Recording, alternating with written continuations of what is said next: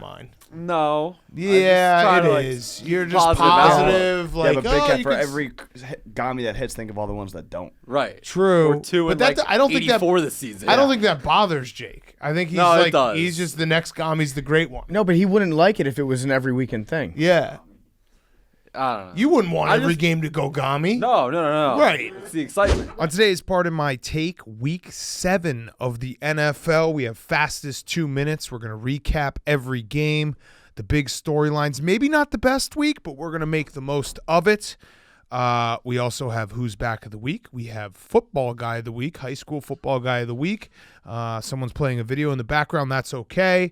We are brought to you by our friends at MeUndies. MeUndies, with adventurous prints to choose from and plenty of ways to match everyone in the family. Give your gratitude some attitude this Thanksgiving season with MeUndies. They have undies and loungewear made out of soft, breathable, stretchy fabrics that are perfect for everything from pre-dinner activities to post-dinner naps. Seriously, you won't even care if the turkey's a little dry with undies this comfortable. Available in sizes extra small through 4XL in tons of styles, prints, and fabrics. MeUndies has a little something for everyone at the table.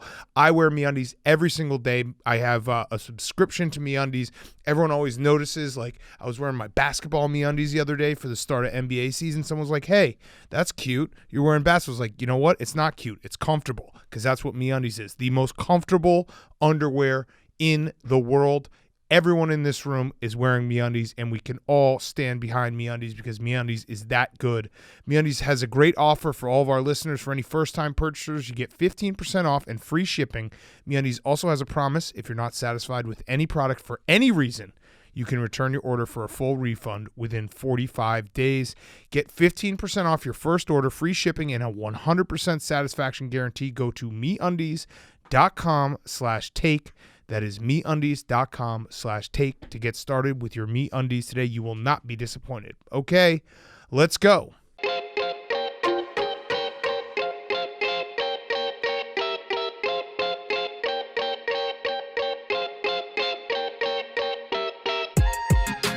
Welcome to Part of My Take, presented by MeUndies. Today is Monday, October 25th, week 7.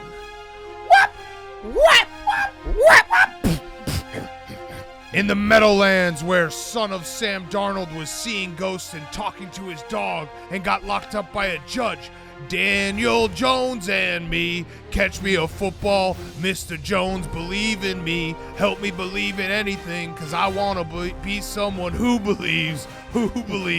That was our good friends, the Counting Crows. Jabril Red Hot Chili Peppers and the Giants are fighting through scar tissue to get in the win column as Sam Darnold saw the football in his hands and said, give it away, give it away, give it away now. Giants 25, Panthers 3. Ugh. Down south to Miami, where Tualura, yay. The Dolphins remain a one-hit wonder as Come On Shaheen and the Finns go down. Russell Gage against the machine said, fuck you, I won't do what you corderell me. And Dolphins fans want to light themselves on fire like a Buddhist monk after watching this game. The Falcons, 30.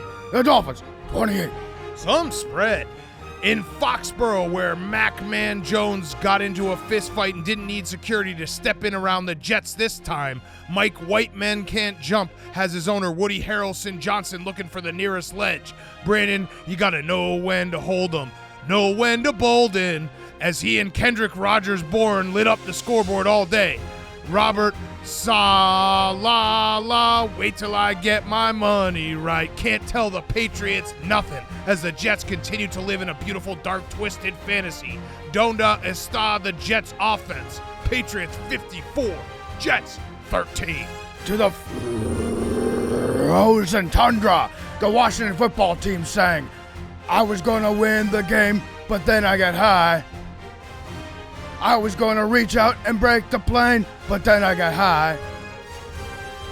Now we're 2-5, but I know why. Why, Boom? Yeah, because I got high, because I got high, because I got high, Nikki. Packers 24, the Washington football team 10.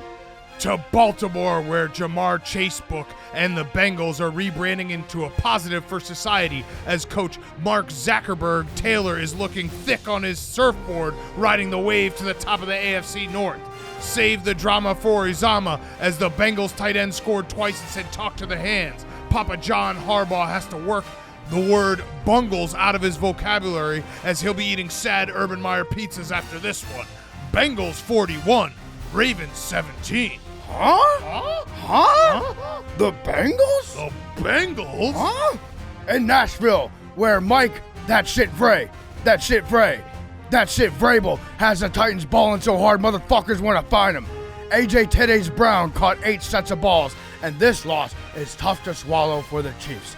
The Chiefs losing by 24 shows you that Chad any given Sunday, anything can happen. The Titans 27, the Chiefs 3? The Bengals? In Tampa Bay, and let me be the first to congratulate a young Tom Brady on his 600th touchdown pass. Congrats on the 6th.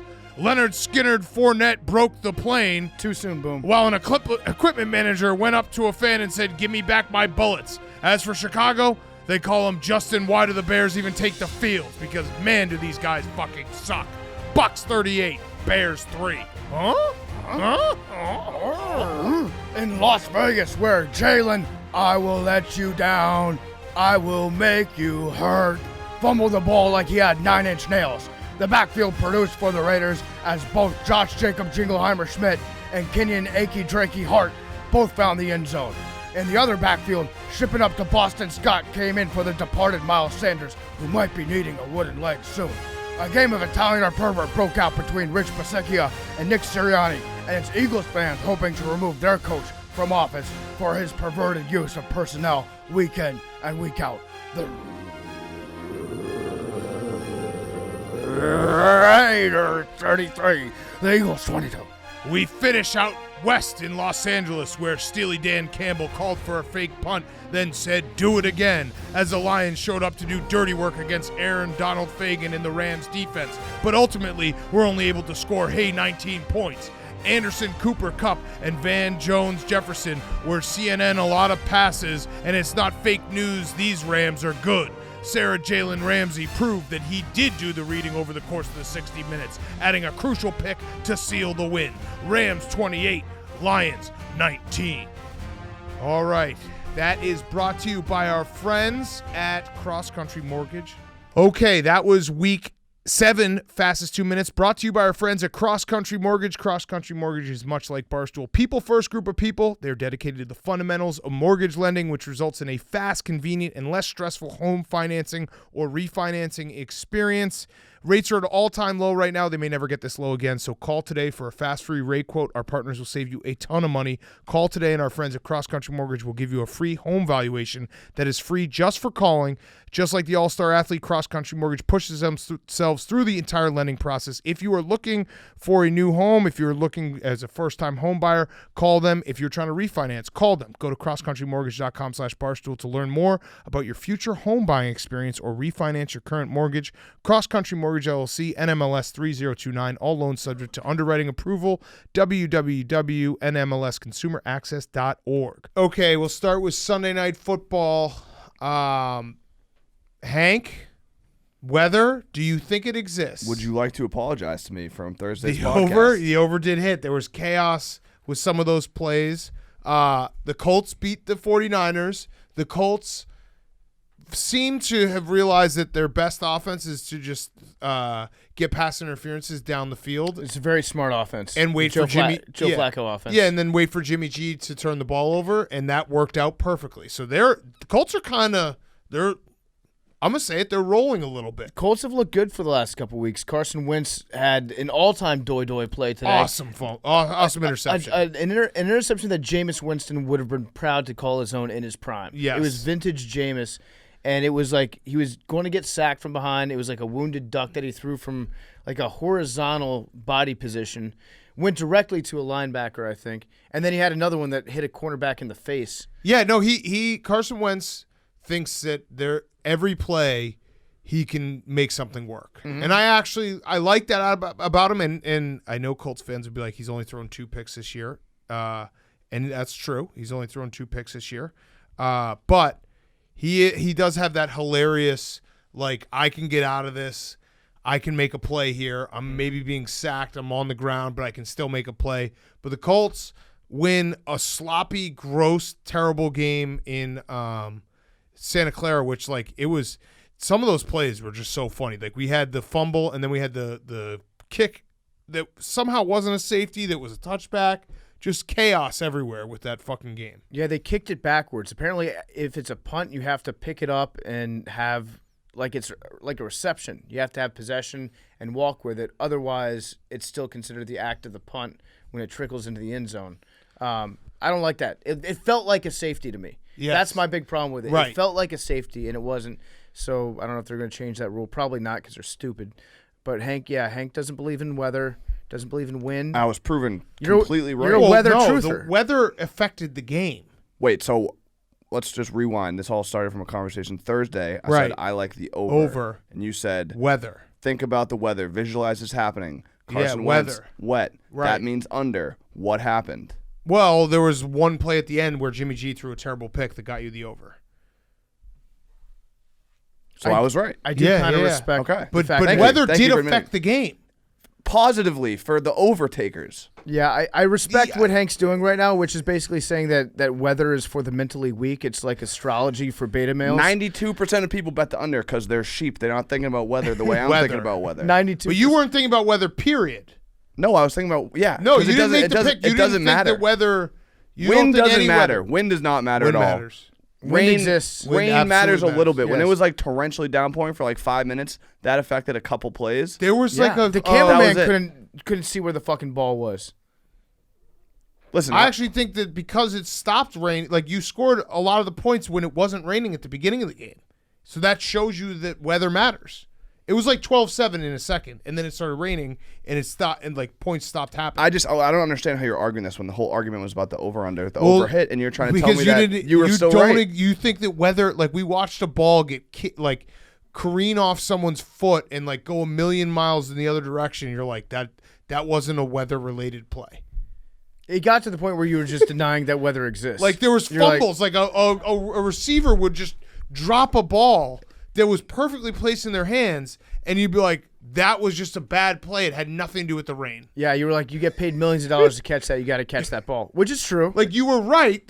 I'm a process guy, though. You saying that weather just doesn't exist is crazy. No, you were trying to get me to factor weather into my over pick, and I was like, it doesn't really matter for the over-under, and I was right.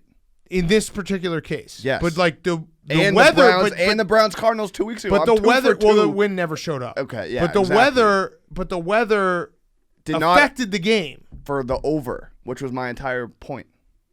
It did not. But you didn't even know. You didn't make the over. Not have. The over was not the right play. You didn't make the over pick when you knew there was weather. You weren't even looking at the weather. I listened to you, my trusted colleague. You chalked me out of it, and I listened to you. My mistake will not happen again. Oh, okay. I just like the idea that you think that like rain and wind have no effect on a game. Not on over-unders. Ever. No. What about the Grapple game? In a tornado. One? If they have to play a game in a tornado. No, he said tornadoes is real wind. Yeah. Okay. Tonight's game, 81% chance of rain. Which one? Monday Night Football. Monday Night Football. So that's what are you going to do, Hank? What are you going to do? Over? In Seattle. Well, I gotta look into the numbers. I'm saying the weather's not gonna that's not gonna be. I obviously have a lot of numbers and a lot of data points that I'm checking. You got to check Geno Smith in the rain. One of those data points is not weather. Got it. I just was like, there was a couple plays that were just like, that's because they're soaking wet and the ball is so slippery, and you're like, that has nothing to do with it. Yeah, you're a player apologist. These guys get paid millions of dollars. Well, good win, and good win for the Colts. I don't really know what the Niners are at this point. They're a very confusing team. They're very confusing. They seem like they should be able to still out physical their opponents. Right. But yeah, I don't know. I don't think that Jimmy G is, what would Binman say? Jimmy's not a G. Not a G. I just don't. They are a very confusing team because it feels like they don't have the quarterback they want long term. You know what? Trey Lance also needs time. I'm just gonna say they need Kittle back. They need Kittle's a great player, great friend of the show. We love everything that he does. Once Kittle gets back, I feel like all the pieces are in place for the Niners to make a run. There you go. Okay, next up, the big story of Sunday. So it was a bad Sunday. Let's just say it. I feel like the NFL owes me for this Sunday. Do you know what this Sunday was? It's when you ask a parent, like, who's your favorite kid? And you're like, I love them all. Like this, listen, you got to say that. You have to say that. But really, this Sunday sucked. Every Sunday isn't equal. It was a bad Sunday. There were no real close games except for like one or two at the beginning. I'll put it this way: the big headline from this week is the Bengals are good. So that's the first game. A good team. No longer are they just good in terms of grading on the curve of being the Cincinnati Bengals. Now they are actually just good as far as NFL teams go. They are. So the first game, let's do it because that is the headline of the week. The Bengals 41, Ravens 17. If the playoffs started today, and I think we're week 7, we can start doing that. Oh, yeah. Like we're okay doing that. If the playoffs started today, your number 1 seed in the AFC is the Cincinnati Bengals. I love it. That's incredible. I love it. And you know what's even... Clap it up. Clap it up for the Bengals. Good job, Bengals. Good job, Bengals. Clap it up for the Bengals. And somehow, Joe Burrow's hair, it looks better at the end of a game than it does at the start. It was... So I actually, like, we were locked in on this game. In a weird way, like the Bengals' second half, they absolutely torched the Ravens. They were big plays down the field. We'll talk about Jamar Chase in a second. What was crazy was I thought Joe Burrow in the first half was like he was playing at a level where I was watching it, and every single play he was under pressure. He was like a second away from getting sacked. Everyone was covered, and he was able to like manufacture a few points and not, turn the ball over, not give up that huge sack, fumble, whatever it may be. Like in a weird way, his first half, even though the numbers weren't great in the first half, was like super impressive to me because he just has insane poise in the pocket for a second-year guy. I think that if you were somehow able to run the numbers on plays where Joe Burrow gets hit, he probably has the best quarterback rating of any player in the league right now. It's almost like he doesn't see, he knows that it's coming, but he's still able to deliver like a super, super hard pass. A tough motherfucker. Very tough motherfucker Yes. in the face of pressure. They were awesome today. They scored 21 unanswered points. Yes. I want to know when the last time the Bengals scored 21 unanswered points against a division leader this late in the season, because I'm pretty sure it would be one of those stats where it's like, Never. It was the Eisenhower administration. Yes, maybe with Boomer. Yeah. It was a shit pumping, I think. No, it was the second half definitely was. Yeah. So this is where I wouldn't freak out if I were a Ravens fan because that's a bad loss because it's a rival in the AFC North. But the Ravens had been riding like a crazy, crazy emotional roller coaster. Even starting with the Chiefs win. And then you have last week where they absolutely kill the Chargers. They win the Monday night game against the Colts in dramatic fashion. It felt like eventually it was going to like slow down, and it did in the second half. That's not to take away from the Bengals, but I'm saying more if you're a Ravens fan, I wouldn't freak out about this game. This was what the team looked like when you thought at the start of the year after all those injuries, where they were losing running backs like they were spinal tap drummers. You were like, this is going to be a tough season to get through until we get healthy. Fortunately, they're getting the bye right now, but this is what Good time to have the bye. Great time to have the bye. Back to the analogy that we had on Friday. Yes. This is like, it's not very. It's a little bit early still for it's bye. Like a 12 o'clock for the Ravens. lunch. This is like if you come into work hungover. Yeah. You skip breakfast and you take lunch at 12 o'clock on the dot. Mm-hmm. So you guys can get healthy. The Bengals also have a bye next week because they play the Jets. And so I've got news for you guys. But look at this. I took a look at the rest of the schedule. Greeny's gonna be upset. He's about gonna that be very one. upset. He's yeah. probably gonna make that same joke tomorrow morning. I'm gonna get some nasty DMs from my man Greeny. But if you look at the rest of the schedule for the Bengals, I have some breaking news for you. Yeah. The Bengals are going to have at least 10 wins this year. Yeah. No, I mean they could have 11 wins very easily. They're the number 1 seed. They are a very, very good team, and their defense is really fucking good. Like they are now. I don't know advanced stats and all that stuff, but just the eyeball test, I'm going to say they're a top 10 defense. They have 19 sacks so far. I think they sacked Lamar 5 times today. Sam Hubbard got him twice. 2.5 sacks for him today. Yeah, they were all over the place. So and then Jamar Chase right now. He is on pace. So he had 8 catches for 201 yards and a touchdown. He's on pace right now, and obviously 17-game season, so everything changed, whatever.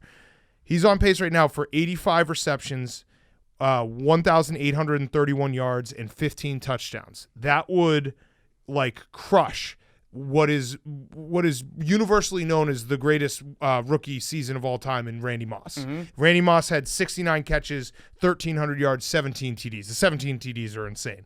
But he is on pace to have what would be the best rookie wide receiver season of all time. And, like, that's something, obviously the league has changed. But Randy Moss's rookie wide receiver, like, it was one of those you had to be there moments where, like, he was so fucking good and so different than everything else. And Jamar Chase is on pace to surpass that, just to put it into context. There are a lot of football guys right now that are looking at their tweets from the draft being like, you should have taken Penei Sewell. You should have taken the lineman because Joe Burrow is going to get killed and he won't be able to complete passes to Jamar Chase if he's getting hit on his back, without realizing that Joe Burrow is a tough motherfucker. Yes. And he's able, if he didn't have an offensive line, he could still throw it up to Chase and be like, that's cash all day. Yes. I have a fun fact about Jamar Chase. I hate myself when I say that. But Yeah, you kind of like it. That's a PFT pun. I'm going to keep like going with it. You want to have a fun fact about Jamar Chase? I will give everyone in this room a guess, and I guarantee no one will get it unless they actually already know it. LSU. Jamar Chase committed to this school and then decommitted after 8 days. Rutgers. Kansas. Yes, Billy, Kansas. How wild is that? That is Jamar crazy. Chase was a commit to Kansas for 8 days. You know what he was and then doing? he was like, he woke up and was like, what the fuck am I doing? I think Jamar Chase is just a troll. I think he was just trolling people, much like he trolled us with the whole white stripes on the football thing. Yeah. He loves fucking with people in the preseason. But it's just so funny reading that headline. Jamar Chase decommits to Kansas. Who was the coach at Kansas when he committed there? Fuck. I don't know. I don't know my Kansas. Was that Les Miles? No, at it might that have been point? Les Miles. Yeah, probably. Okay. It might have been Les Miles. Check didn't clear. Yeah. It probably was Les Miles. Or maybe Les was recruiting him at LSU. And then he went to kept recruiting him at Kansas. Yeah, kept him. But That either was a way, smart Jamar move. Chase, 8 days. That was Kansas had quite a weekend because they were. That was basically a win. I'm for counting that as a Kansas. win for that the was a win program, for yeah. them. Also, a hilarious move that they just invited everyone to come in. They're just like, And tickets aren't real. They're like, the doors are open. Please come try to get this win for us. Mm-hmm. And just a heads up to Oklahoma. I know we talk college football on Wednesdays.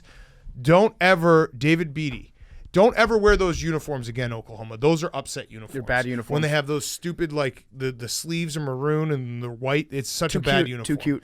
Either way, Cincy is for real. Mm-hmm. Like, it's officially for real. We said that going into this game. If they win this game, they are considered they were trending towards good. Now they are for real. Now, expectations always are dangerous, but if you're a Bengals fan, like if you're a Bengals fan right now, you are we've talked about this many times on the show. But if you're a Bengals fan right now, you are probably taking today off and consuming every piece of media that you can consume, because this is the best you have felt in a very long time. You can't even say that, like, in 2015, I think they went like 12-4, but that was still Andy Dalton, like Marvin Lewis. They haven't won a playoff. Like, I feel like in those years, there was always the shoe was going to drop. Like, the Bengals were good, but you knew that it wasn't going to be anything real. This is real. This is as real as it gets. Probably as good as you felt since that the Carson Palmer season, where a Kimo Van Ohoffen rolled into his leg on that first touchdown pass. That in the was playoff real, game. right? That was real. If you're asking, is this Bengals team smoke and mirrors? I love that phrase. And they're like, I don't know, they're kind of smoke and mirrors.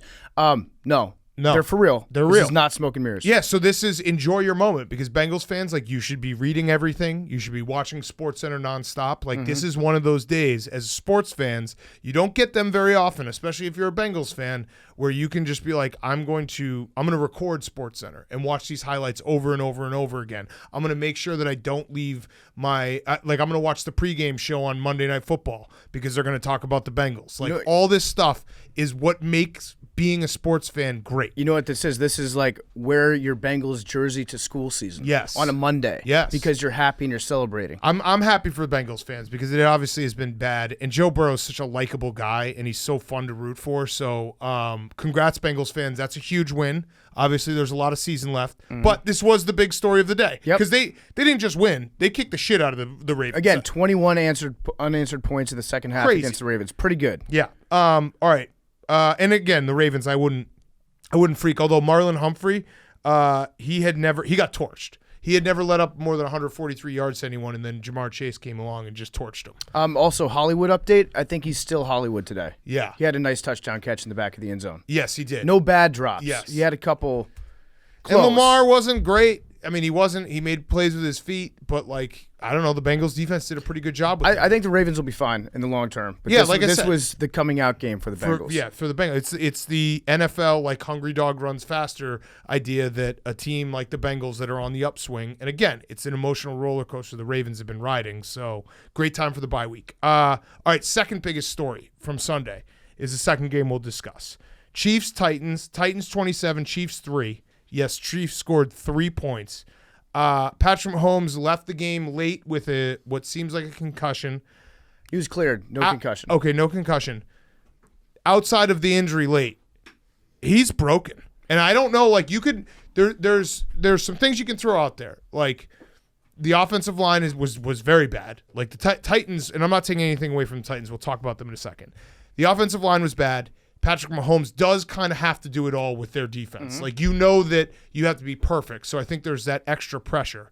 But throw that aside, like, he does not look like Patrick Mahomes. He misses throws. He's not seeing things the same way. Like, he's throwing it behind guys. He fumbles, interceptions. Like, it's not good. I don't know what it is. I'm not saying that he sucks, but it's definitely bust. Is he a bust, Big Cat? We're in that weird spot where it's like, if you are saying that Patrick Mahomes sucks, you're an idiot. Yep. But if you're saying Patrick Mahomes is totally fine and it will, like, there's nothing wrong, you're also an idiot. This was the game where I was like, things will correct themselves. I thought it was going to be a letdown game for the Titans because they had that big win against the Bills. Correct. And I felt like this was also a little bit because of last week the Chiefs played against the Washington football team, which is great if you need to get your offense back on the right track.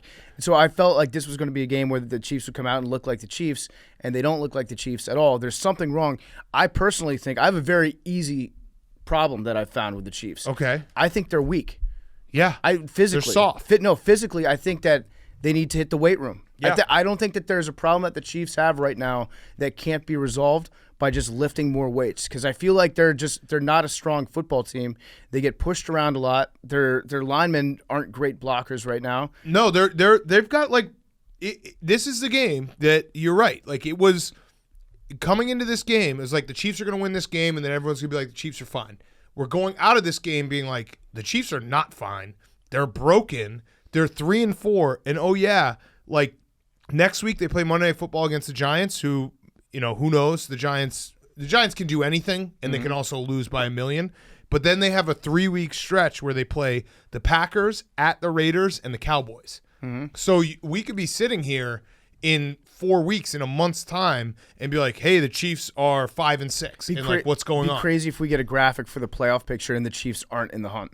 That we could be looking at a world where the Bengals are they're getting a bye, right? And then the Chiefs aren't in the hunt. It's crazy, this was the first game because we've all watched it, and I think because the Chiefs are so explosive and they've been so incredible to watch the last few years, you just expect, we've talked about it before, the touchdown play. You expect the touchdown play to happen. You expect them to figure it out. You expect them to just start firing down the field, and it's like, oh, they scored in 45 seconds.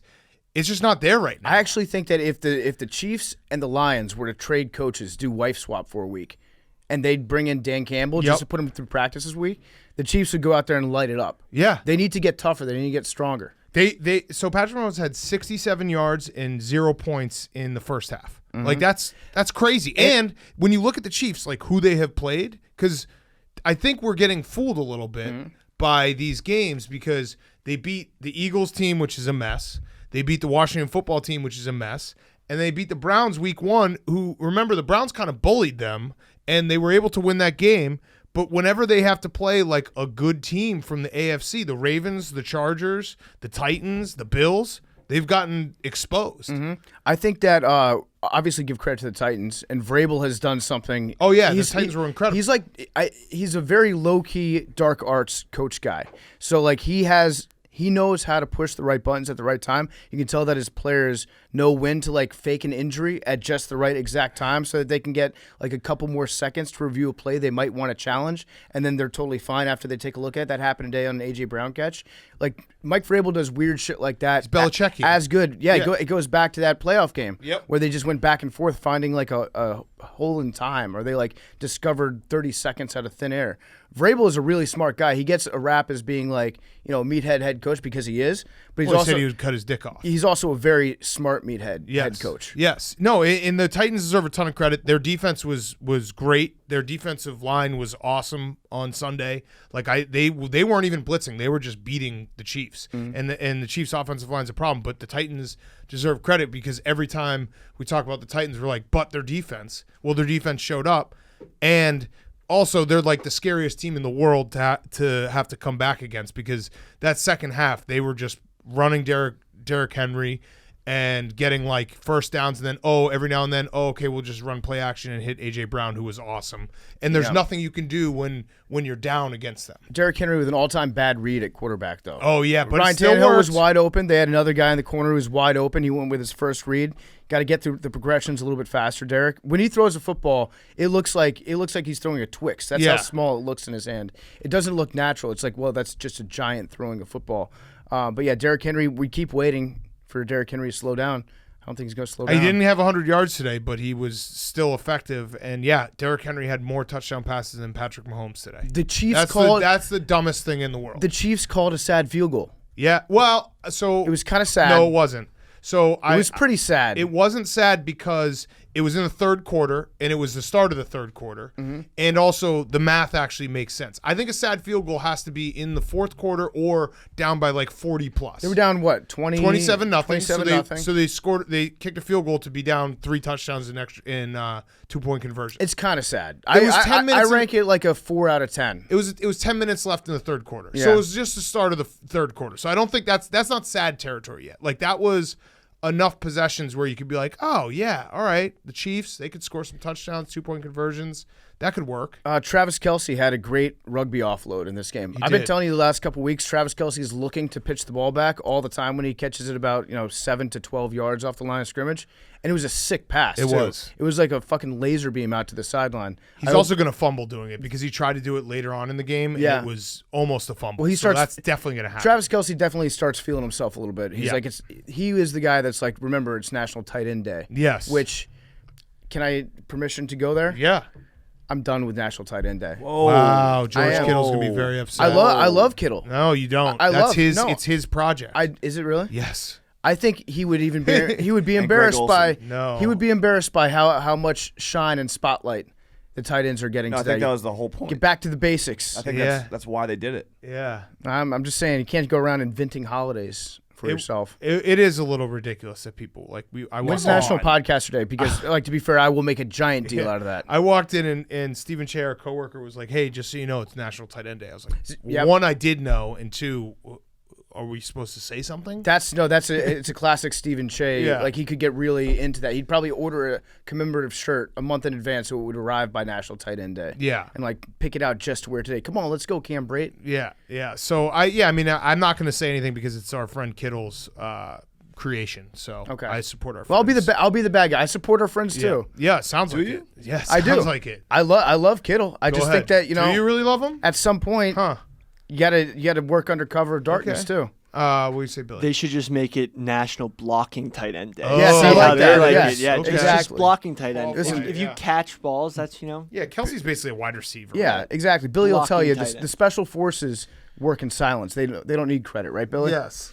The Chiefs are broken. Like they're broken. If you think otherwise, you're deluding yourself. Because like I said, if you just go through their schedule and who they've played 4 of the outside of the Bengals, who are the best team in the AFC right now. I'll say it again. They've played the next 4 best teams in the AFC, you'd say, right? Like the Ravens, the Chargers, the Bills, and the Titans are those next 4. They lost to all of them. So it's a real problem. Go ahead. Some people want the Chiefs to be your new pinky team. No, absolutely not. That's a terrible idea. I mean, no, absolutely not. That is an I have a awful pinky idea. team. They're the Colts. I'm not. That would be insanity. Be ballsy. Patrick Mahomes. Yeah. He would personally just be the best player of all time. I mean, I do like that everyone's like, oh, Patrick Mahomes, like he's a bust now. He's a That- big time he's bust. not. They're going to He's trade not. him. The Yeah. Chiefs. A lot of Chiefs fans today were tweeting trade That Mahomes. contract? Yeah, I mean, listen, that's going to hamstring you for a while. That's a lot. Plus, his brother does the TikTok dances and stuff. You got to Yep. trade a guy like that. Yeah, but seriously, the next 4 games for the Chiefs, like if they lose to the Giants, then I think I'm gonna officially say that they're done. I would do ridiculous things just to get Patrick Mahomes on my team. Let's be clear. Of He's course. still awesome. I would personally film all of Jackson Mahomes' TikTok dances for the next 5 years just to have Patrick Mahomes on my team. Hank, does this make you happy? All this? Yeah. Yeah, Well, because people were anointing the Chiefs the next great dynasty in the AFC. yeah, and it's kind of, it all comes back to Tom, you know. Tom is just the Tom dynasty broke- destroyer. Yeah. He is. Wouldn't that be Eli? Eli is 1. Tom's broken like 10. I have a feeling that He has broken like a few teams. The Falcons never been the same. There's so many teams that, you know, without Tom Brady, Yeah. they think they would have had 4 championships. The Yeah, I Chiefs, guess the Chiefs, without yeah. Tom Brady, should have 3. my Right? theory Yeah, is that is true. That is true. Tom Brady is going to play until Arch Manning gets to the NFL just so he can beat him And then as just payback against call it a Eli. day. Yeah, and be like, Walk okay, off that I've game. done it. Yeah. All right. Next up, Packers Washington football team.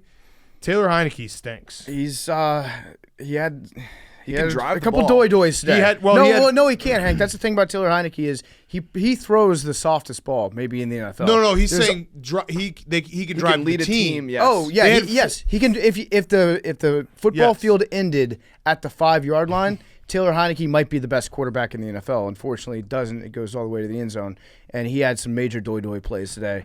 The one where he dove, I mean, it's the ultimate doy. he dove for the end zone, didn't break the plane before he landed, and they changed the rule a couple years ago because I remember it fucked us on the football team, then the Redskins, when Robert Griffin dove one time forward, and they just dove and landed on the football and fumbled it everywhere. And then after the game, he was like, yeah, it's a stupid rule, but I guess it's the rule. They changed it, I guess, a couple years ago, so now they said Heineke gave himself up before the end zone, but then he also had that interception. Whoa. He did the Lambeau leap. Yes, He did the Lambeau leap on a touchdown that didn't count. He went into the You crowd. can't do that. You can't unleap. That's the major doy play. You can't He unleap. Lambeau leaped a non-touchdown. Listen, you have to at least be excited that celebrating a touchdown in a stupid way, at least he didn't give himself a concussion and get him knocked out for the game like Gus Farrat did. Yeah. So, By the way, breaking news real quick. Breaking news. I just got this alert on my phone. LeBron so Desmond Bain from the Grizzlies fell on LeBron's leg and he was down real bad. is he okay? No, he got up and he's fine. Okay, good. Yeah, good. but that was the Sports Center alert I got. okay. That LeBron James got Literally, landed on. LeBron was able to get up and play after Desmond Bain fell onto his leg. Warrior, fucking warrior. That you know what? That's Oh LeBron doing. My heart stopped for a second. That's LeBron embracing the grit of National Tight End Day. Look at this. Him just on the ground, back up. Warrior, Damn. I love it. What a beast. love it. But But yeah, yeah- so the Washington football team. So Taylor Heineke, they had 430 yards of offense. They had 25 first downs, and they had 10 points. Yeah, we had the right formula to beat the Packers today. That tells you everything. It was the right formula. We had more yards than they did. He's just too much of a gunslinger. He's too much slinger, not enough gun. He's just all over the place. Like he doesn't. I stand with the fact that like once Ryan Fitzpatrick is healthy, and the Washington football team's defense wasn't terrible. No, today. it was pretty good today. Yeah. we got after the quarterback a little bit. Did a Lambeau leap. On I know he did a non-touchdown. Lambeau leap. You can't do that. You can't You can't do that. do But it. It's bad. the Packers defense, which stunk going into today, was pretty good. They were the only team without a red zone stop. Well, they had the going help into of today Taylor Heineke. with the help of with an assist from Taylor Heineke. The drought ended for them, and they got multiple red zone stops. Also, fuck four Taylor. Four times into the red zone, we got a field goal out of it. Fuck Taylor Heineke for the end of the game when he had a shot to just take a shot in the end zone and to maybe get a miracle cover, and he just ran the ball and went down. The dumbest play ever. If you're was going to run a play, run it. Joe Milton. He went from like 75 yards rushing to 85 yards rushing on the day. Maddening. I don't know what he's doing. I agree with you now. I think we've experienced the full Taylor Heineke. Actually, you know what the most this actually Bring me was Fitzmagic. This Bring me was the Tua. full Taylor Heineke Bring me experience. Mahomes, yeah. Because he had fumbles, he had picks, he had the Lambeau leap for a non-touchdown, and actually the play of the day was when I don't remember who fumbled, but Taylor Heineke was running down the field and blocking, and he was able to recover the fumble like 30 yards down the field. That was the Taylor Heineke play of the day. There was I think number 1 on your team. It was an end around, and all of a sudden he's sprinting down the sideline, and then I looked up, and then Taylor Heineke's on the ball, and I was like, what the fuck just happened? I didn't think it was Taylor Heineke's end around. And it was just he was just that heads up that he was down there trying to recover fumbles. Yeah, the announcers were saying that he reminded them a lot of Brett Favre in this game, running around. And I was like, minus the touchdown I was passes. getting myself talked into it. I was like, yeah, that's right. He's wearing number 4. He's in Green Bay. He was playing like the Brett Favre, like painkiller Brett Favre. Yeah, that's what Taylor Heineke is. He's like, he can do everything but score touchdowns. Well, he loves diving for the end zone. Yeah. We've been saying this. You give him a pylon and he'll knock it over, but he found himself in the middle of the end zone and he didn't know how to reach out correctly and break the plane on that. I really do think that it's a different game if he scores that touchdown. I've like, not to pat myself on the back, but he is diet Ryan Fitzpatrick. He's Ryan Fitzpatrick. Everything Ryan Fitzpatrick is, but like without actually scoring touchdowns. It's just chaos whenever he's playing, and it's fun chaos sometimes, but then he doesn't actually like. Ryan Fitzpatrick has that level where, like, when you're drinking the true Ryan Fitzpatrick, the diesel Ryan Fitzpatrick, he's winning the game. Right. Diet Ryan Fitzpatrick does everything that Ryan Fitzpatrick does, but he doesn't actually win the game. Yeah, Taylor Heineke is a guy that he will cover the spread in the most entertaining way possible, and he gives you bang for your entertainment dollar. Correct. That's what Taylor Heineke does. You feel like you watch something. You don't know what. But you watch something. Oh, yeah, I had an experience. Yes. It's like I got drunk and hungover all in the span of 3.5 hours. Yeah. One thing real quick to the Packers. I thought that the Green Bay Packers would have been above resorting to gimmicks like putting on their fake throwback uniforms just to sell jerseys. I thought they had tradition there. I don't know. It seemed like a gimmick. He is really good. And you know what the worst part is? Throw to Adams today. Yeah, and the worst part is like he's like not even trying. Yeah. Half the time he throws, he's like barely trying. He doesn't care. Right. He's still better. He's the most emo quarterback, and he's just like so good at it. I fucking hate him. Derek Carr might be more emo. He actually looks like he's in the cure. Drives me nuts. I just want to say also, why would we sign a kicker named Blewett? I know I remember Blewett's college career. I remember him very well. Kenny Pickett is now the quarterback for Pitt. Exactly. I love these names. They've got bad juju going on there. Our kicker wasn't bad enough. Dustin Hopkins wasn't bad enough to replace with a new guy who's never kicked in the NFL, whose name is also Blewett. But here's the thing: can you really blow it if your team's not going anywhere? You can't really blow it. Yeah, but it just adds to the circus environment. Right. If Which you've got I think a guy is fun. whose like last name is actually Clown and he's out there throwing pick sixes, yeah, that'd be pretty bad. Well, I think the Washington football team, their season now is truly like, you're not going to go anywhere. Let's have some fucking fun. You know what I mean? Like Ryan Fitzpatrick comes back, let's have some fun. Good, let's have some fun with it. Yeah, and there'll be some fun games the Washington football team will play. Oh, even if Heineke's still the quarterback, it's going to be fun. Yeah. We're just not going to win many of them. Right. But yeah, I actually think that the reason that they brought Blewett in was just because Rivera wanted to send a message. Like, we're all accountable here. I don't care what your name is. If you're a starter, we're all evaluating you. It's like day one. And he's like, I'm going to cut the kicker. Yeah. It's like a really easy way to be like, hey, I did something. Yes. I cut a starter this week. Shuffled the chairs on the Titanic. Exactly. But yeah, it's not looking good for the football team. I'm okay with And the bringing Packers back are good too. Fitzpatrick, yeah. And we could have won this game. It was winnable. Hank knows. Hank knows. Thank you, Hank. Without Taylor Heineke. Without Taylor Heineke. If we you had Aaron Rodgers. If we brought in a backup quarterback inside the 10-yard line, then I think that it was a winnable game for us. I mean, we did severely outgain them. Yes. They're just much, much better at every detail. Yeah. All right. Next game, Billy, Hank, Patriots 54, Jets 13. I just want to say also for people who are wondering, the Jets were actually off a bye.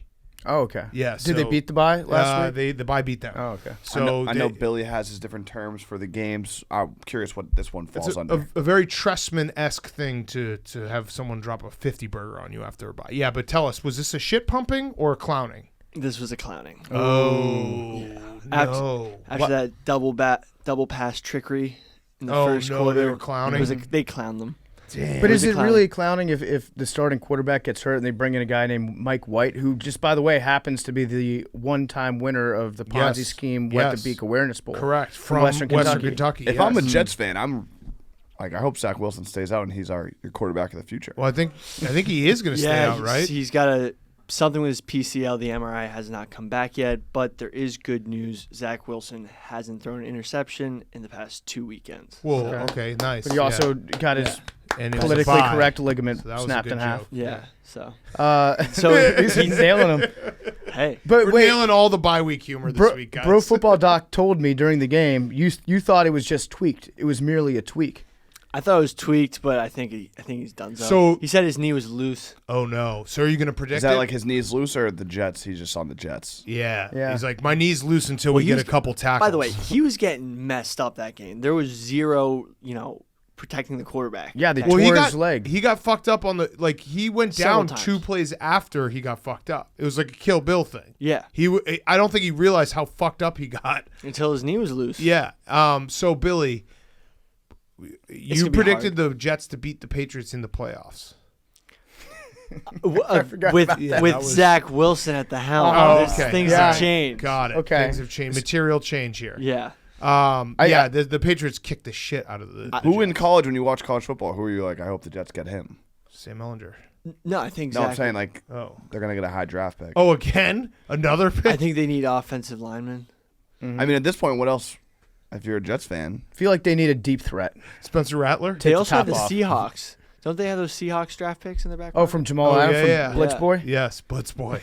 That's crazy to think like 2 years ago, Jamal Adams was like, I want to be traded. And the Jets are like, okay, give us 3 first-rounders. Yeah. I was like, okay, no and problem. then there were multiple suitors. Pete Carroll's like, this will fix our defense. Yeah. Blitz Boy. I think the Jets should sign Cam Newton in the meantime. Oh. Okay. That's actually not a bad idea. Just But wait, fun given with what it. we know about the oh no, he got vaccinated, right? Yeah, he's I was gonna say vaxxed. Kyrie Irving, who I guess had like a big protest on his behalf. Yeah, there today. was a That's big nice. they protest in Brooklyn. stormed. Yeah. They stormed the They Barclays stormed Center. the Barclays Center. But yeah, I guess Cam Newton might not be a terrible idea for the Jets right now. Because fuck it, why not? Right.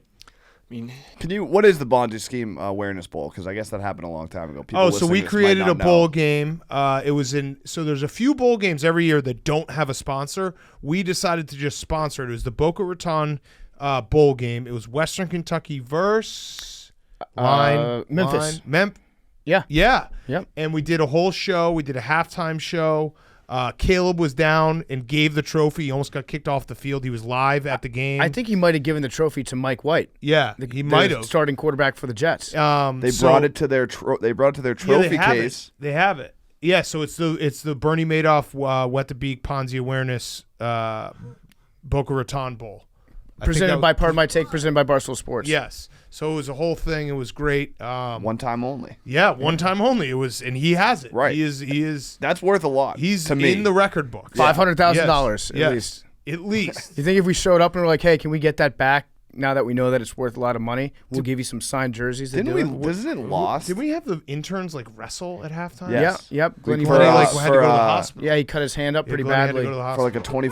$25 gift card. Outback gift No, card. it was a $100 gift card that we had spent like $91. Oh yeah, we we went had gone to dinner before. We went to Outback. If you look back at that intern class, it was like Robbie Fox, Glenny Balls, Tommy Smokes, Hubs. Hubs and was they all there, had to like wrestle. and they just wrestled in a box that we taped up on the floor. Oh my god, That was a good time. But yeah, shout out Mike White. Good to see some alumni of that prestigious game proving themselves. Although to be honest with you, completely forgot about Mike White. When he came in the game, it felt like when you sign up for like a Facebook account, they give you that like black or like gray fake avatar of just the silhouette of a head. Yes. That it felt like that in a video game. Here's Yeah. third string quarterback Mike White from Interschool here. I didn't know it was the Mike White. We should Yeah. say that, the Mike White, until Western Kentucky football program DM'd me, and Mm-hmm. I was like, oh, he is the Mike White. Wow, this is crazy. But yeah, the Jets stink, man.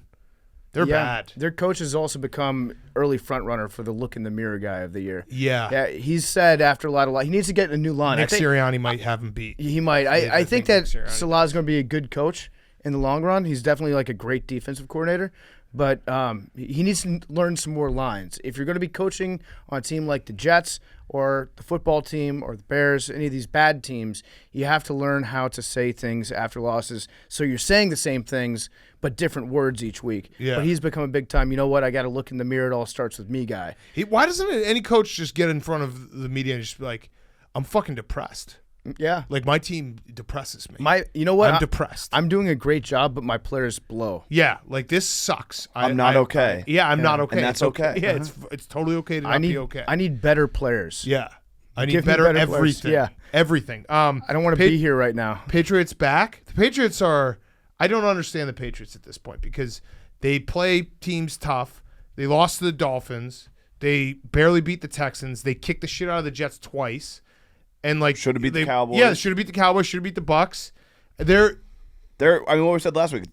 You see the Patriots on your schedule end of the season, you are not looking forward to that game. Yeah, one they bit. might be a team similar to what the Bengals were a couple weeks ago where it's like they're trending towards good. They have 2 games against the Bills in December. If they go 2-0 in those 2 games, what are people going to be saying? Or even 1-1. Was today a little bittersweet though because you don't have any more Jets games? Yeah, of course. I mean, that's just kind of like every year. Every year. Until the playoffs. Until the playoffs. Yep. Good point. True. I think it's 6 straight years they've swept the Jets. They had It's 11 straight. It honestly felt like it would be more than that. The last when I time heard the that they Jets beat the them Patriots 11 in the regular straight. season, Billy was like 16. Oh man. They had 559 yards against the Jets. With the Jets defense, I think people were like, "Oh, they're not so bad." Mac Jones was throwing bombs. It was like the perfect team. It's like playing a varsity team, playing the JV team. You just get out there, run the plays. You might be too scared to run in the game. Yep. But you can get the reps in, so that way when the real game comes next week, you're a little more comfortable. The Jets haven't scored in the first quarter all year. Yep. There's It's insane.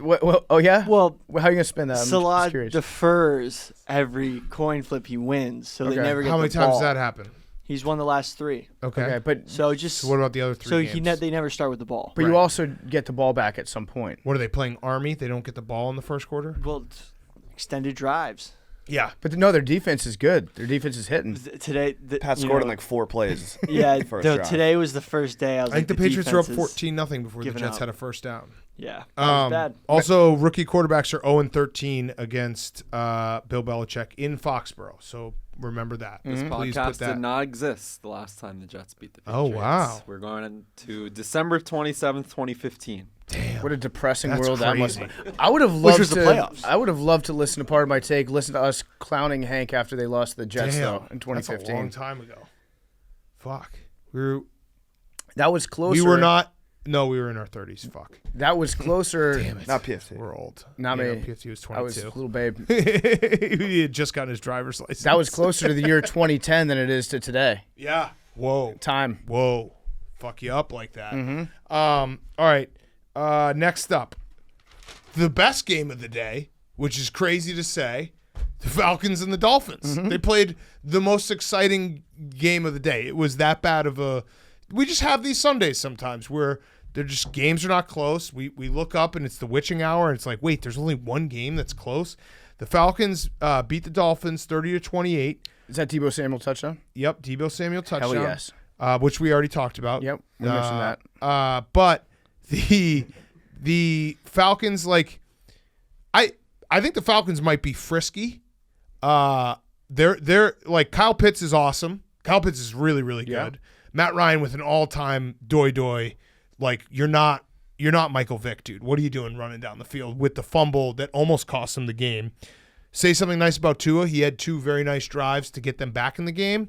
Why were they down? Because Tua threw one of the worst interceptions I've ever seen, where the Falcons threw a pick. The Dolphins are down 2014. They now have the ball at the Falcons 32. First play, Tua just like I don't even know what he was doing. He just threw it up in the middle of the field. Easy pick. But he did have 2 nice drives to bring him back. Mm-hmm. So there it is, Dolphins fans. I'm not being super mean to Tua, even though I still don't think he's the guy. Well, I thought this game was going to finally crown who is this season's Falcons. Is it the Falcons again for the 50th consecutive season, or is it going to be the Dolphins? And the Dolphins are more Falcons-like than the Falcons are at this point. The Dolphins are bad. The Falcons always are. The Falcons, to be the peak Falcons, they have to be a little bit good. But the Dolphins Falcons this game away to the Falcons. Actually, the Falcons falconed the game to themselves because they Falcons it to the Dolphins, and then they took Falcons it back. it back to the Falcons. But that actually was like the ultimate Falcon move because they have to win a couple to be the Falcons. So they falconed to the Dolphins so they could falcon a good Falcon back to the win. So they're saving the real falconing for later. They're the true. If you watch that game, the Falcons are still the Falcons. They just were able to have one of the good Falcons. Like if we did the Billy, like the games you're trying to win, games you're trying to lose, the Falcons have to win a few games, and they still were the Falcons in their win because the way they gave up the game was very Falcon. I said out loud, I was like, they're Falconing this. And then they ended up winning, which they have to do to keep pure form of Falcons, because the pure form of Falcons is a team that's just good enough to make you believe, and then they fucking shit on themselves late in the game. Right, but are they good enough to make you believe when they beat the Dolphins? They're frisky. They're a frisky team for sure. They're 3-3, and they like the losses. Like I know they got killed by the Bucs, but that game was close going into the fourth quarter, and then they started falconing. Mm-hmm. They were gonna beat the Washington football team, then they started falconing. Mm-hmm. So like there have been the Eagles lost week 1. Who the fuck knows? I actually think that the Vikings are this year's Falcons. They might be. If you tuned into this part of my take thinking that you were not going to get a shot as a Vikings fan, I'm sorry to just slip that in there. This also last 5 minutes made no sense, but that's okay. No, someone transcribe all of it. I think it makes a lot of. You cleared me up on that because I was like, no, the Dolphins Falcons into the Falcons, but I know what you're saying. Yeah, the Dolphins are too bad to be the Falcons. Yeah, they're too bad to be the Falcons. It's something that they aspire to become. Right. It would be an upgrade if the Dolphins were the Falcons. Yes, absolutely. Because the Falcons have to, if you're going to be the Falcons, you have to give just enough hope every once in a while to be like, oh, just like what I just said, like, are the Falcons frisky? That's just enough hope for them to be pure Falcons. Yeah, I think the Falcons are like an below average team. Right, they're the best of the worst. Yes, exactly. Mm-hmm. They're the king stinkers, and the Dolphins over the last week or so, I think that they've been leaking the Tua news about like how many teams are interested in trading for Tua because they're just hoping that somebody out there had the thought occur to them, maybe we should trade for Tua, right? And they hear that Tua might be going somewhere else, and they're like, oh shit, I got to act now. Tua supplies are limited. Let me give you the call. Like, I'll send you like a second round pick. Right. They're kind of like hoping to beat out some of these offers that might be like laying dormant now. I don't think that anybody would want to trade anything significant for Tua right now. But I don't know. Maybe some team will just hope for the change of scenery. I would be okay with a change of scenery. Yeah, I don't hate Tua. I just think that there's this weird Tua believers out there that every time he does something bad, it's like the coaching sucks. The playbook sucks. This sucks. Like that second interception today was just, what are you doing? I think there are a couple things that go into the Tua belief system right now. Like people that are still Tua stands. Yeah. I think one, he's got a cool name. Absolutely. Looks cool in his uniform. Very cool in the uniform. Nice guy. Very nice. So he's very easy to root for. Very easy. And he's also a guy that you heard like 4 years ago on the message boards. Mm-hmm. Some teams were like, yo, should we start tanking for Tua right now? He was looked at as being like a can't miss type Andrew Luck prospect when he first starting on Alabama. And so people still have that in their heads, and they're like, no, this is the can't miss guy. We're not going to miss on him. We can't miss on him. Right. So it's dragging you down to like a long defense thing, which I get. I understand. No, I totally understand. I've been there. And he also, like you said, he had some good touchdown passes today. I think he threw 4 touchdowns today. He was good at the end of the game. Like the Dolphins needed 2 touchdown drives, and he provided that. So there are moments where I'm like, maybe I'm wrong. I don't know. Then that interception happens. I'm like, what is going on here? So. And then the Dolphins are going to probably get Deshaun Watson soon. Yep. And then we're all going to act like it's a normal thing for Deshaun Watson to be playing. And then like whatever. My prediction is that Roger Goodell is going to go God mode. Oh. It's been a while since Roger Goodell has gone God mode on the league, but he has that power to be like, you know what? You're not playing. You're never playing. He can be like, I'm putting you on my secret list that I keep in a safe behind my M&Ms. Yes. And he can just be like, you're not playing this year. And Florio's going to lose his fucking mind looking for an explanation. Well, I think that Florio wants Goodell to go God mode. But he also wants an explanation. Yeah, he wants an explanation. He will demand for them to explain why he went God mode. Well, you know what he's doing? So Florio is advocating for Goodell to go God mode. But then when Goodell takes Florio up on that offer, Florio will be like, wait. We have a CBA here. Right. How does this jive with that? Right. This makes no sense. This is going to be a fight with the union. Yeah, and then Florio gets to write 40 more articles about the legalese behind the fight. I know what you're doing, Florio. Yep. Getting those clicks up. We see you. We see you. You're going to love this. You're going to love this. But yeah, Goodell is absolutely itching to just be like, I'm your lord. Yep. You are not allowed to play. Absolutely. And to be honest with you, like I probably wouldn't blame him in this circumstance. No, the minute he gets traded, Goodell's just going to press the button. Yep. Like, not so fast. All right. Next up, Giants, Panthers. Sam Darnold was a 3-point favorite on the road.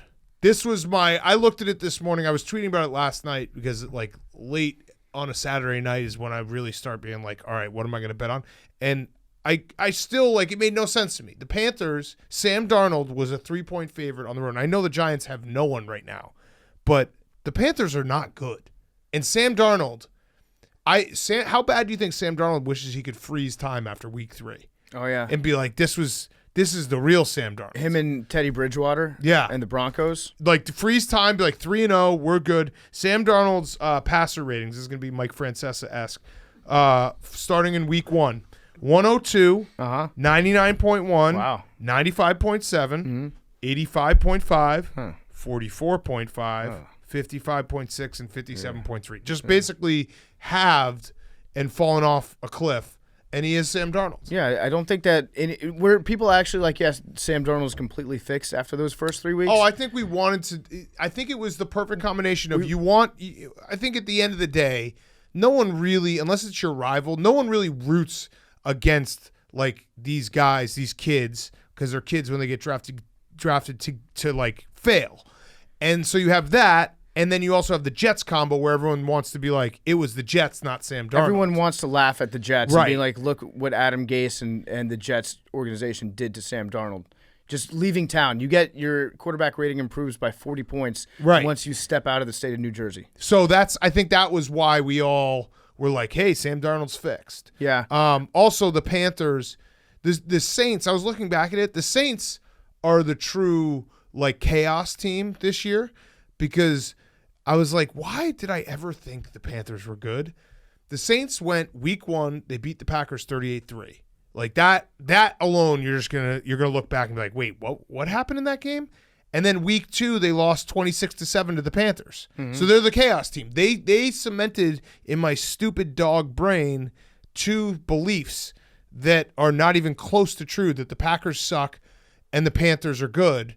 And it's taken me all the way to week 7 to like shake that out of my system. Yeah, I was watching the recap before Sunday Night Football of this game, and it's never a good sign when the very first thing that they show on the screen is a picture of Sam Darnold, and then the highlighted word in the top corner is decision making. Right. And then they proceed to show like 4 throws, and they never bring up that graphic when you're a really good decision maker. Yeah. Like Derrick Henry made better decisions with his passes today. Sam Darnold decides to drive after four drinks. Right. Sam Darnold. It's Mac Jones. Yeah, Sam Darnold decides to get like pizza delivered at 4 a.m. Yeah, no, Like- it's never a positive when someone's like, we need to talk about this guy's decision making. Sam Darnold books himself a 6 a.m. flight at the end of a bachelor party. Yeah, Sam Darnold just didn't use condoms this one night because it feels way better. This is Sam Darnold's just base level. I mean, he did get mono, so he does have bad decision making. Like, he is the same guy. Right, his decision making. It's always been an issue with him.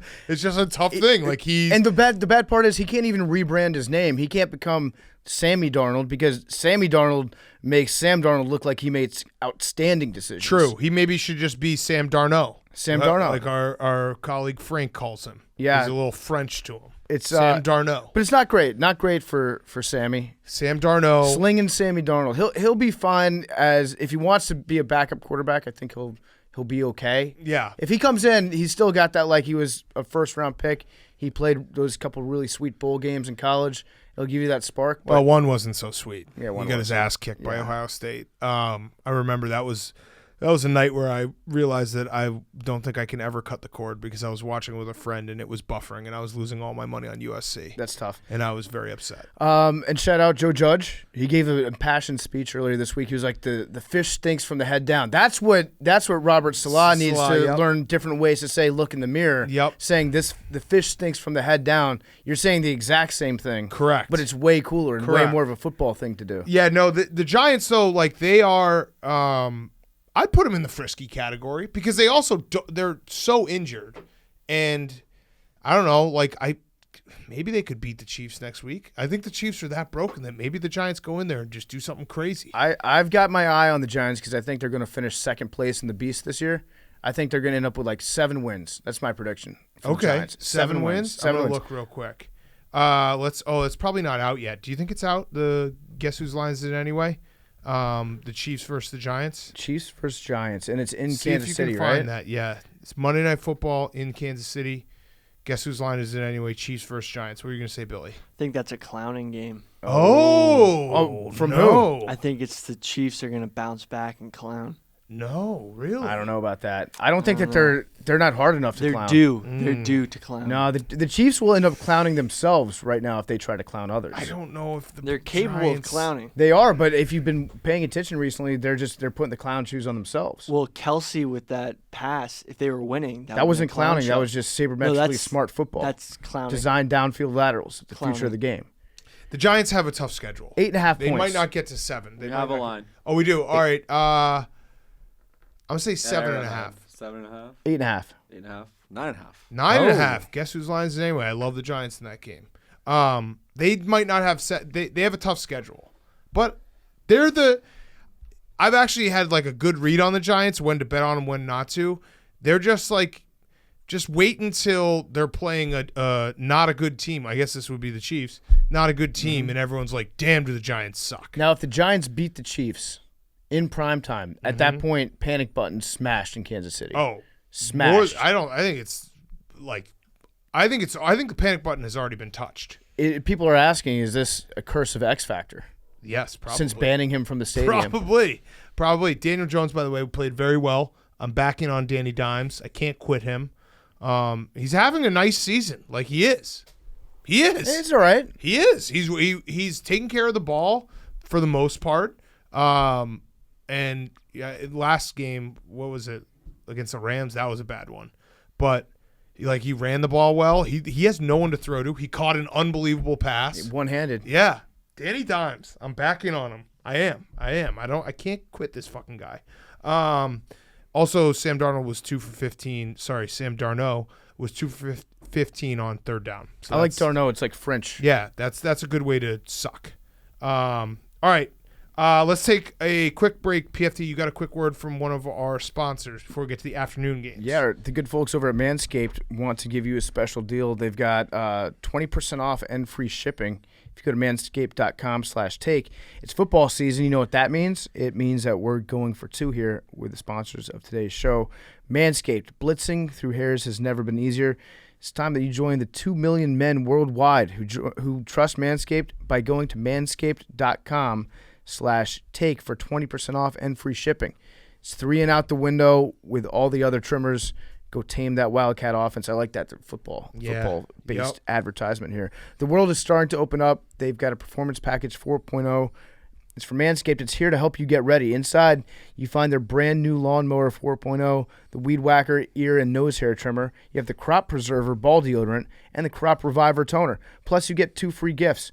You get Performance Boxer Briefs and the Shed travel bag. The Performance Package 4.0 from Manscaped is a perfect package for your package and key for great grooming and hygiene routine to make sure the boys downstairs are smooth like Tom Brady in the fourth quarter. The brand new Lawnmower 4.0 is here to take your defense to the next level. It's a 4th-generation trimmer with cutting-edge ceramic blade to reduce grooming accidents thanks to their advanced skin-safe technology. The Lawnmower 4.0 has a 7,000 RPM motor and a new multi-function on-off switch that can engage a travel lock and gives you the ability to turn the 4000K LED spotlight on and off when needed for a more precise shave. And it's waterproof, so you can take it in the shower. Get 20% off and free shipping by going to manscaped.com/take. 20% off free shipping by going to manscaped.com/take. All right. Afternoon games. Cardinals, Texans. Yikes. Yeah. They were up 5-0. was- Texans were up 5-0. I was just shocked that J.J. Watt didn't get a touchdown pass. Yeah. I thought that this was going to be one of those revenge game things. All the revenge went to Nuke, to Hopkins, and J.J. Watt was just he got left out of the offensive game plan pretty badly there. Yep. This was like you could have convinced yourself in a way that the Texans were going in a kind of a trap game because they have the Packers Thursday night, which should be great. That will be a great Thursday night football game. But and it started 5-0, and you're like, oh, maybe the Cardinals are in trouble, and then you remembered that the Texans are borderline not in a professional football team. Yeah. And yeah, this was like a total snoozer. The only big thing was like Zach Ertz. The Cardinals had a ton of weapons, and now they also have Zach Ertz, who looks like he wants to play now. Yeah, is Tyrod Taylor coming back? Or are we just saying we're going to get a year of Davis Mills? No, he's supposed to be. I think he's returning to practice this week, actually, in fact. Okay, thank God. Yes. Thank God. And you know what that means? I'm going to bet on the Texans this weekend. Yep. So I'm looking forward to that. They're tough to watch. Tyrod will probably get hurt again. Unfortunately, that's just kind of how it seems to go with him. Mm-hmm. But don't worry, Texans fans, because when Tyrod's in town, it means that the next guy is going to be your guy of the future, Davis Mills. Also, this had one of the stupidest roughing the passer penalties ever, because Kyler Murray, his head is at shoulder height for everybody else, and there's no way to sack him when you're running upright at him. It's impossible to hit him in that strike zone, which is like below his shoulders and above his waist. Right. It basically doesn't exist. He's got the smallest thorax of any NFL quarterback, and so he also wears these he wears the towel that hangs out, and it looks like it's flag football. Where when Kyler Murray, if you pull his towel out when he's in the pocket and throw it on the ground, that should count as a sack. That should absolutely against count as Kyler a Murray, sack. because otherwise you're just going to hit him in his giant helmet or hit his knees. Yes. Kyler Murray also put this in the memory machine here, Jake. Yeah. Kyler Murray is Mr. September-October in his career. He's 17-6 against the spread in October and September. When do you want that? Well, on Thursday, but also next year. When Pre-week September one? comes. Pre-week yes, one? Yes. Okay. But Thursday we have our last chance. Got it. That's pretty crazy. Yeah, that's great. I love those games between the Packers and the Cardinals. They always remind me of that Aaron Rodgers, Yep. Kurt Warner game. Yep. Remember that one? Yep, which was incredible. Yeah. So that's I'm gonna bet the over on that one Thursday night. Yes. And you know what? The NFL owes us this. You owe us a good game After a bad Roger weekend. Goodell. Really, 2 weeks. 2 weeks in a row of subpar Sundays. Mm-hmm. You owe us a Thursday night shootout. That's a fact. Rivalry. And Cardinals are also 7-0, last undefeated team. Mm-hmm. I think I saw a stat that was like there's like a 90% chance to go to the playoffs. So, I don't know. That's cool. Seems high. Seems high, but also like I was looking at the list of last teams undefeated, and pretty much every single one of them goes to the playoffs if they get past like week 5. Yeah, so let's look at their schedule. Let's predict their first loss. I'm just going to say this Thursday. Okay. I think Packers. I will say so. I hope they beat the Packers, and I'm sure. Then I'll just say the whatever's after the Packers letdown spot. Yeah, Okay. at 49ers. That's perfect. Yeah, they're going to win a shitload of games. I'm looking at their schedule right now. They're going to win. They still have to play. They still get to play the Bears, the Lions, the Panthers. They're going to win a lot of games. They are. It's going to be like if they beat the Packers on Thursday, it's going to be tough for them. I guess the Bucs still only have one loss, right? So yeah, the Cardinals are really fucking good. I don't really know what else to say. This game sucked, and the Cardinals are really fucking good. J.J. Watt was right. How about us in the national media stop saying that they're soft and just say that they're really fucking good? They're really fucking good. You're really fucking good, They're JJ. really You fucking happy? good. You bully? Yes. And I'm very sad about I'm not sad about it, but I'm more sad that I have to watch the Texans. Yeah. It's depressing. It is. It's very sad. Very, very sad. How are they even going to get fans to show up for these games? I don't know. There's got to be a million better things to do in Houston. Absolutely. Without a doubt. On a The Sunday? Rockets are Yeah. I would rather go watch on a highway. I would definitely rather go watch a Rockets game. The Astros. Yeah, go We hang forgot out. about the Astros. Go fall asleep at Go root for Mattress some Mac's cheaters. house for a while. Go root for some cheaters. What were you gonna say, Hank? They're cheaters. We'll get to that. We can talk some playoff baseball in a minute. That is football. It is a football show. Speaking of depressing, what were you gonna say, Jake? One more thing from that game. Yeah. Oh, yes. Back to back. Clap it up for our guy. Origami. Jake gets his scoregami. I wish I could swap brains with you, Jake, because your Sunday is just so much more pleasant than mine. No. Yeah, it to, is. You're just positive positive. Yeah, Like, but Big Cat, you for can- every Gami that hits, think of all the ones that don't. Right. True. Or two but and that, like I don't think that 84 this season. I don't think that bothers Jake. I think he's No, it like does. he's just the next Gami's the great one. No, but he wouldn't like it if it was an every weekend thing. Yeah. I don't know. You wouldn't want I every just- game to go Gami. No. Right. It's the excitement. Right, exactly. At that point, it's not even scoregami anymore. Yeah. Yeah. The scoregami would become a game that had a similar score as another one. But I just can't imagine a world where, like, I walk out of my house on a Sunday. It's like, well, just hope there's a Gami. Like, and if I get one, damn, was that a great Sunday? And if I don't, it was also a great Sunday. I love the picture that Jake took next to the TV that had the scoregami on it, like he was Wilt Chamberlain holding up his 100 points. It was like After the game, he was like, "Look what I did." Yeah, he was like a bowler bowling a perfect game. Yeah. At Congrats, the local Jake. lanes. You Look did at it. this. I root for you guys. Yeah, I know. I do. Yes. No, I know. Yeah. I'm very, very much aware, and I'm happy that you got a Gami. Thank you. It's a good thing what I'm saying right now. Okay. You have a much better outlook on life in general. You're a than I do. healthier individual. You're mentally a lot healthier than I am on any given Sunday. All right. I When I'm in a appreciate it. torture chamber and you're just rooting for the Gummies. That's all. All you need is a Yeah. Gummy. What are you showing them? What does it say? Jimmy is not a G from Ben Mintz. Money. Breaking news. Oh, Absolute money. wow. Damn. That's harsh.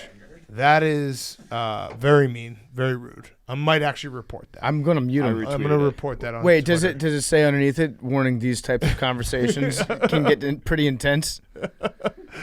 All right. Speaking of terrible football, Bucs 38, Bears 3. There's no I'm not gonna get mad.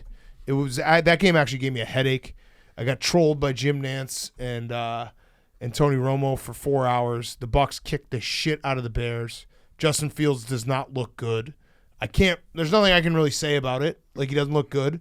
I could say maybe the fact that he didn't know his starting right tackle wasn't playing until he showed up to the stadium. Mm-hmm. That was probably not great, and also just snowballed.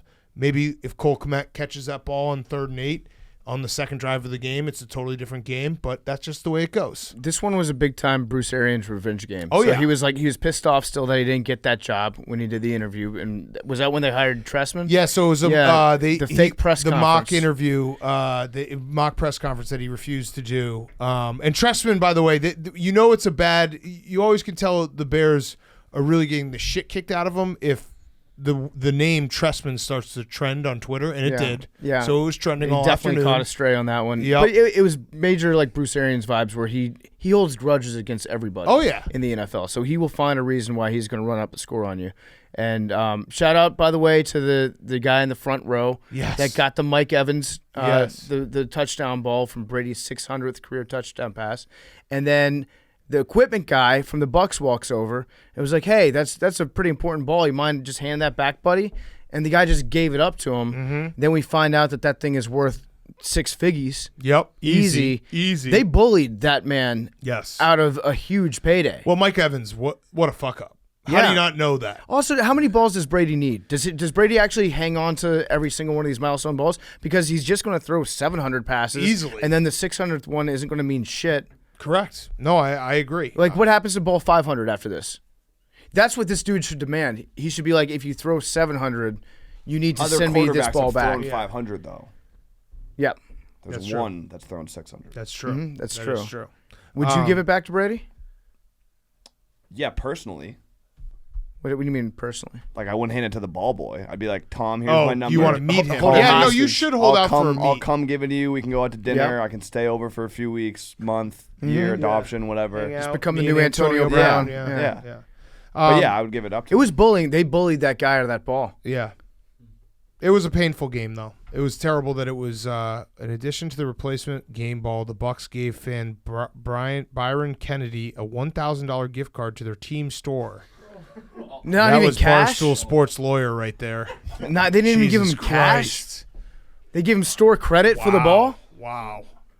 Dude, Brady, you have a lot of money. Give him something. But that's why once you give it to the equipment manager, I know. But Mike Evans fucked up. Like, Mike Evans, you got to know. You got to understand the moment and not give away that ball. Possession is 9/10 of the law, right? There may be legal precedent that even if he did keep the ball, that he couldn't keep it because of a lawsuit. Billy I just think decided. This is a Billy just decided that. I like that. What's the Really, precedent? I like When you this. say No, I precedent, means think that there's that- like What is the case law. legal precedent? Means it's happened before. I think When there's did it legal hap- precedent that if you take equipment from You're an saying NFL precedent or president? precedent What's the precedent? that if someone were to take when did it happen? equipment I don't know, but I think there is. What? Billy's anticipating that it's happened before. Like, if at that some guy point. were to run I don't out of the fully know what stadium. precedent means, but I think that means it's happened Yes. before. Billy's there's using precedent. it Right. in I'm the form saying of like president. his gut Hypothetically, feeling. saying president? I feel like what is so controversial about that? You're saying just- like You're saying there's legal precedent, but President or you precedent? don't have any. I'm trying to find it, but Got I it. think that's why you couldn't just walk out of the stadium with the ball. I think you can. I think once you take possession and you make a football move, that football becomes Because you. it's all stamped with property of whatever team, all the balls. But if So somebody that hands it to technically- you, like the balls we have in the office are all stamped property of Buffalo Bills. no, there's property a of logo on it, Washington. but it doesn't say property of. It does. Oh, You sure? wow. Yeah, well, look at when we go back. to yeah, the I other think you're office. just making I'm that up. not. It's literally a Billy, stamp. I'm on your side. Thank you. I'm on the right side of history. I think if you take the ball and you hold it close to your body and you don't give it up, No, they Billy's can't. right. They can't take it from you. I'm they on your can't. side, That's Billy. assault if they took Let's it from fucking you. ride, bro. Let's go. Yeah. Either way, this game sucked.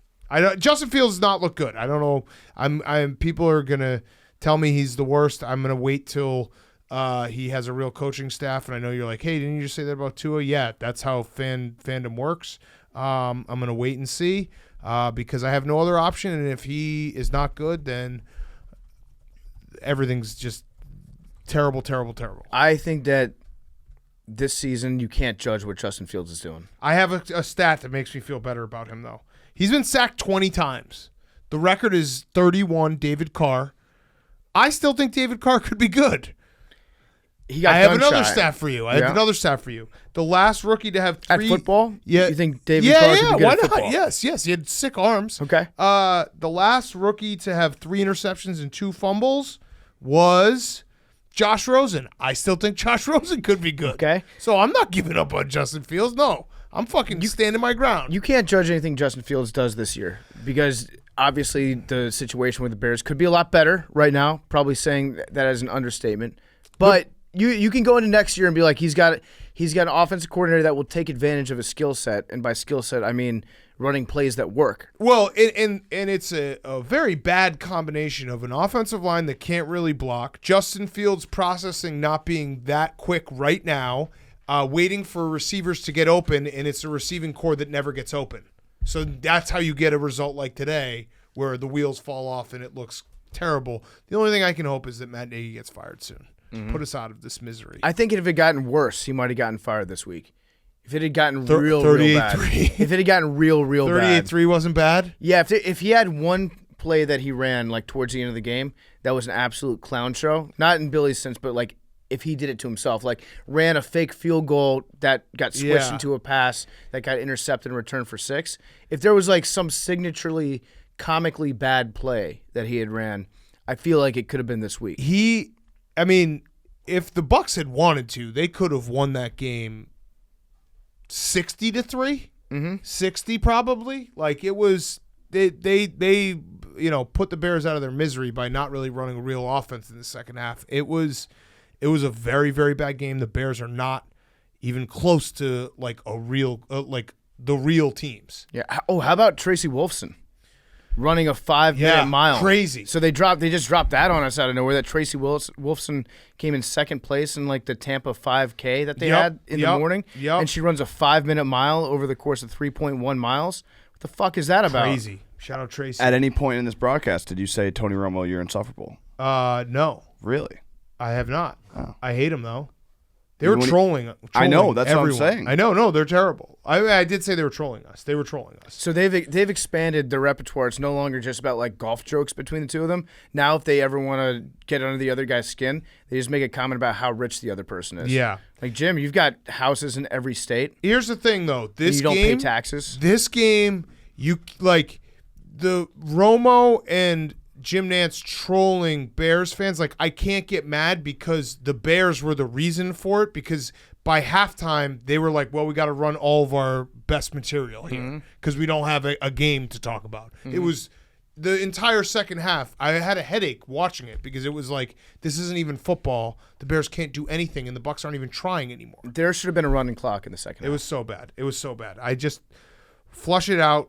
Worry about it next week. I think the Bears are probably going to beat the 49ers next week. So I'm already back.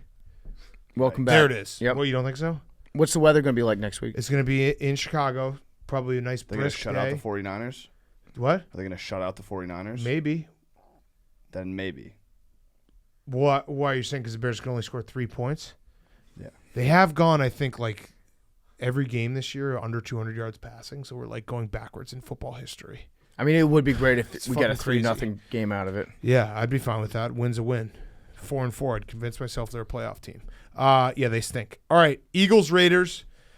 So Nick Sirianni, you're talking about look in the mirror, guys. He actually is. This is all he says now. So after the game, he said, anytime you lose like that, everybody has to look themselves in the mirror.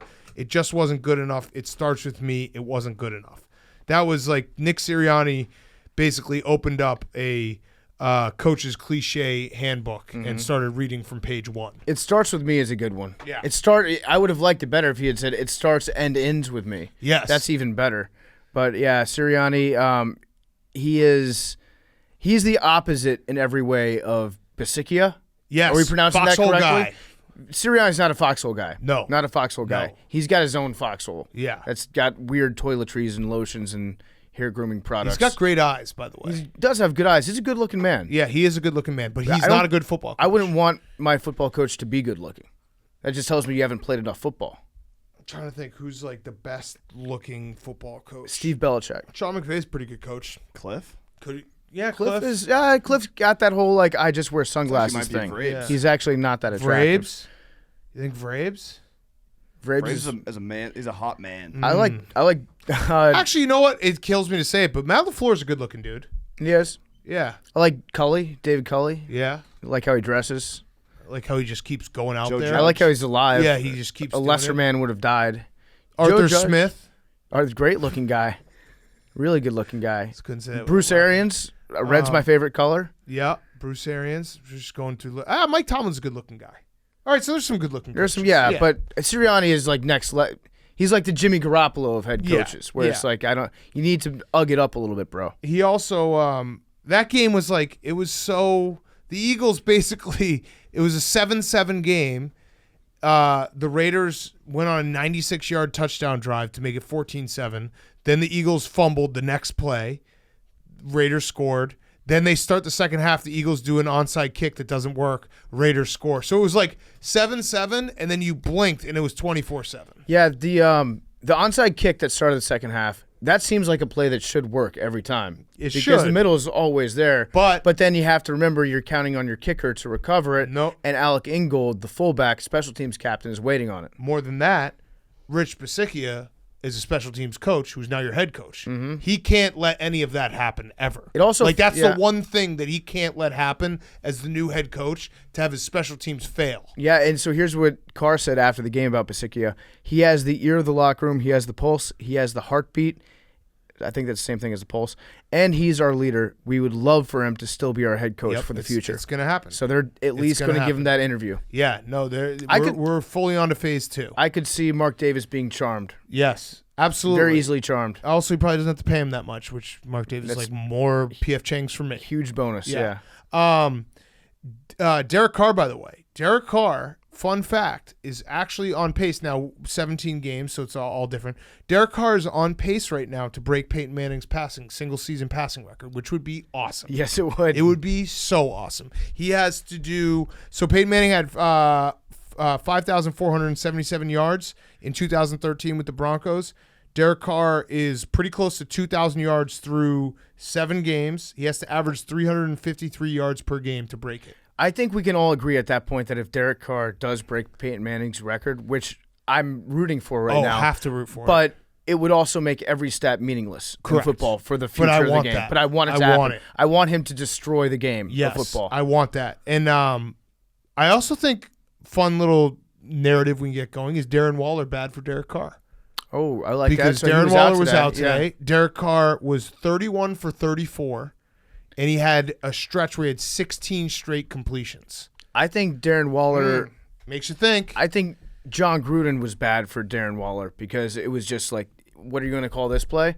Just more Darren Waller. Yeah. We're going to feed Darren Waller. More Darren every Waller. every single time.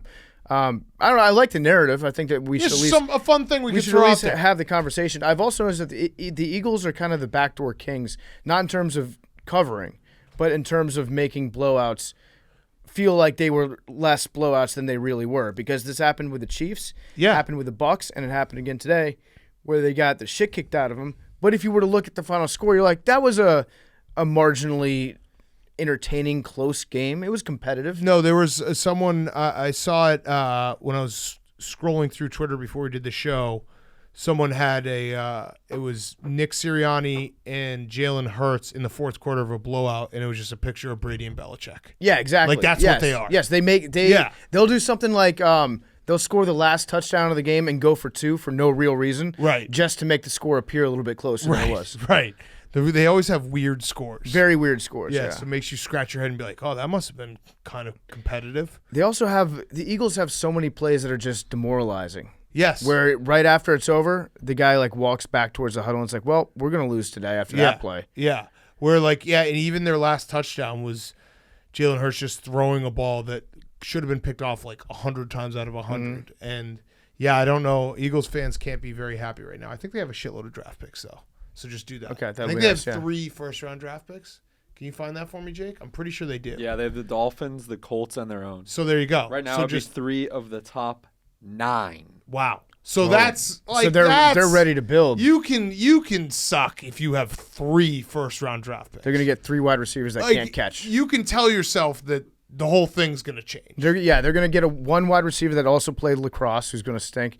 One guy that works part-time as an EMT, and he's going to quit after a year. Garbage guy who can be their kicker. Yeah, then a garbage kicking field goal picker. All right, last up, Rams, Lions. Let's clap for the Lions. They did everything they could to try to win this game. I would say Dan Campbell went hard in the paint today. He went so hard in the paint. He fucking left everything out on the field. 2 fake punts, onside kick, going for it on 4th down, and they still ended up losing by 9 points. I think they're the best winless team in history, though, at this point in a season. Yeah. I think that they're going to turn every game into a street fight where they're just they're going to play like they have nothing left to lose because they don't, and Dan Campbell is just going to like do crazy stuff, and eventually it's going to work out. So what he's doing is obviously like being as aggressive as possible all the time, and there's going to be one game where every single aggressive play that he makes is going to work. Yeah, and then that'll be their one win on the season. Everyone will be happy and will cry. It was. And I'll cry. They did everything they could to try to win this game, and I know that sounds very stupid to say because they're all pros and they're out there trying to win. But like, if you watch this game, the Lions were doing the biting the kneecaps. That actually happened. They were trying so hard to win this game. They were stealing possessions, and it just turns out they're just way less talented than the Los Angeles Rams. They were getting into fights. So like, Sewell went after Aaron Donald. They are taking on that mentality of like, listen, I'm gonna be dirty as fuck, and we're gonna just try to shove each other. And like I said, Dan Campbell, if he was the coach of the Chiefs, I think the Chiefs immediately rebound. Yeah, and all their problems will be fixed. Yeah, just a hard nose. Let's play a game called Let's Try to Find the Lions a Win, because I would like them to win one. Sunday. I think it's coming soon. Yeah. Oh, really? Sunday. Who are they playing? The Birds. Oh, okay. At home. Which bird? They could win that. Eagles. They could win that game. Bears on Thanksgiving, although they've already lost the Bears. But, yes, that absolutely is losable for the Bears. At the Broncos. Maybe at the Browns, depending if Baker's back. Last game of the season if the Packers are benching Rodgers. Oh, okay. Week 18, first ever week 18. They're winning before that, Jake. Chill out. I want them to win very badly. I want Dan Campbell to get, on everyone's shoulders, walked off. I think that the Lions are going to win 2 games. Okay. I'm taking the over on 1.5 wins. That would be nice for them. But yeah, they fought their asses off. I do have a very sad stat. Actually, you know what? I'm not going to say it. I'm not going to say it because he's our friend. Jared Goff's our friend. So yeah, and it looked like Dan Campbell turned the keys to the offense over to Jared today. He did. The Rams have also never lost a game where they've been leading at halftime, which is crazy under McVay. That's an insane thing. Mm-hmm. And then the only other stat I had was the only player in Super Bowl era to have 8+ touchdowns and 800 yards in the first 7 games of the season is Cooper Kupp. He's the only player to do that in the Super Bowl era. That's insane. Mm-hmm. He had 2 touchdowns today, 156 yards. He's like on fire. It also is the same route every time. It's him starting on the right side and running all the way across the field, and Matt Stafford getting him while he goes up the field, and then he scores a touchdown. It seems like cheating to be able to put a guy in motion before the play, and then use his speed to just continue having him be open after the ball snapped. I know it's totally legal, but it feels like they were laying it on pretty thick today. The Lions haven't won a game, Sean. Yeah. I like how Stafford afterwards said he's relieved to have the Lions reunion over with, as if it was like, Brady going back to Foxborough. Mm-hmm. Did anyone really? Well, there was so many different revenge factors in this game. But was anyone like, man, this is a big story? No, it was like if the verbal meme where everyone's like shaking hands in the middle, everybody of different stripes and races wearing different shirts. Yes. And it was like all around the same revenge game, but you also had, obviously, Jared Goff going back to the West Coast, Sean McVay, who laid it on pretty thick in the post-game hug with Jared Goff. Yeah. Jared Goff didn't really seem like he was. Buy it, dude. He was not in a hugging mood. We don't buy that shit. That's bullshit. I just clicked on a random ad. Old celebrities that you can't believe are still alive. Old celebrities you didn't realize are still alive. Ed Asner. Did you know that? Yeah, he's still alive. He's still alive. What about Betty White? What's Ed Asner from? I don't know. He's that bald guy, right? Estelle Harris, still alive. Who's she? Costanza's mom. Oh, yeah, she's hot. Yeah. Buzz Aldrin. No, Buzz Aldrin's dead, right? No, Neil Armstrong. Neil's Neil dead. Armstrong's alive. This is a great slideshow. Robert Wagner. Bobby Wagner. Bobby Wagner, yeah. Yeah. I'll do one more. Boom. Oh, OJ. Bob Barker. Yeah, well, we knew that. That would be a national terrible day. It's tragedy when Bob Barker kicks the All bucket. neuters and spays will stop. Yeah, We'll Bob cease at that Newhart, point. still alive. Yeah, technically. This is what tells you about how this NFL Sunday went. Angela Lansbury. I can't believe she's still alive. Okay, I'm going to... dead Angela. Angela. That was a Hank. dead or alive celebrities. William Daniels. I'm probably getting a terrible virus on my computer right now because it's one of those random ads at the bottom of an article. Okay, dead or alive? Sidney Poitier. Is he still alive? Yeah, he's alive. Okay. Dead I or- don't trust this. Dead or alive? Burt Reynolds. Dead. He's dead, yeah. Barbara Walters, still alive. Ooh, dead or alive? Mr. T. Dead. No, he's alive. Whoa, Dick Van Dyke. Dead. He's alive. No, he's dead. Well, then this No, thing no, is- he's alive. Yeah. I think Dick Van Dyke, I will definitely know when Dick Van Dyke dies because there will be many jokes that I will not be allowed to make. Mel Brooks. He's still alive? Yeah, still alive. Fuck, man. This is a great site. All right. That was NFL Sunday. What? What are you going to say, Hank? What are you going to say? You can't do that face. You can't do the Hank face where you're like... I thought Mel Brooks died a little while. Oh, no, I was thinking of Willy Wonka, dude. Yeah. Gene Hack. Gene Wilder.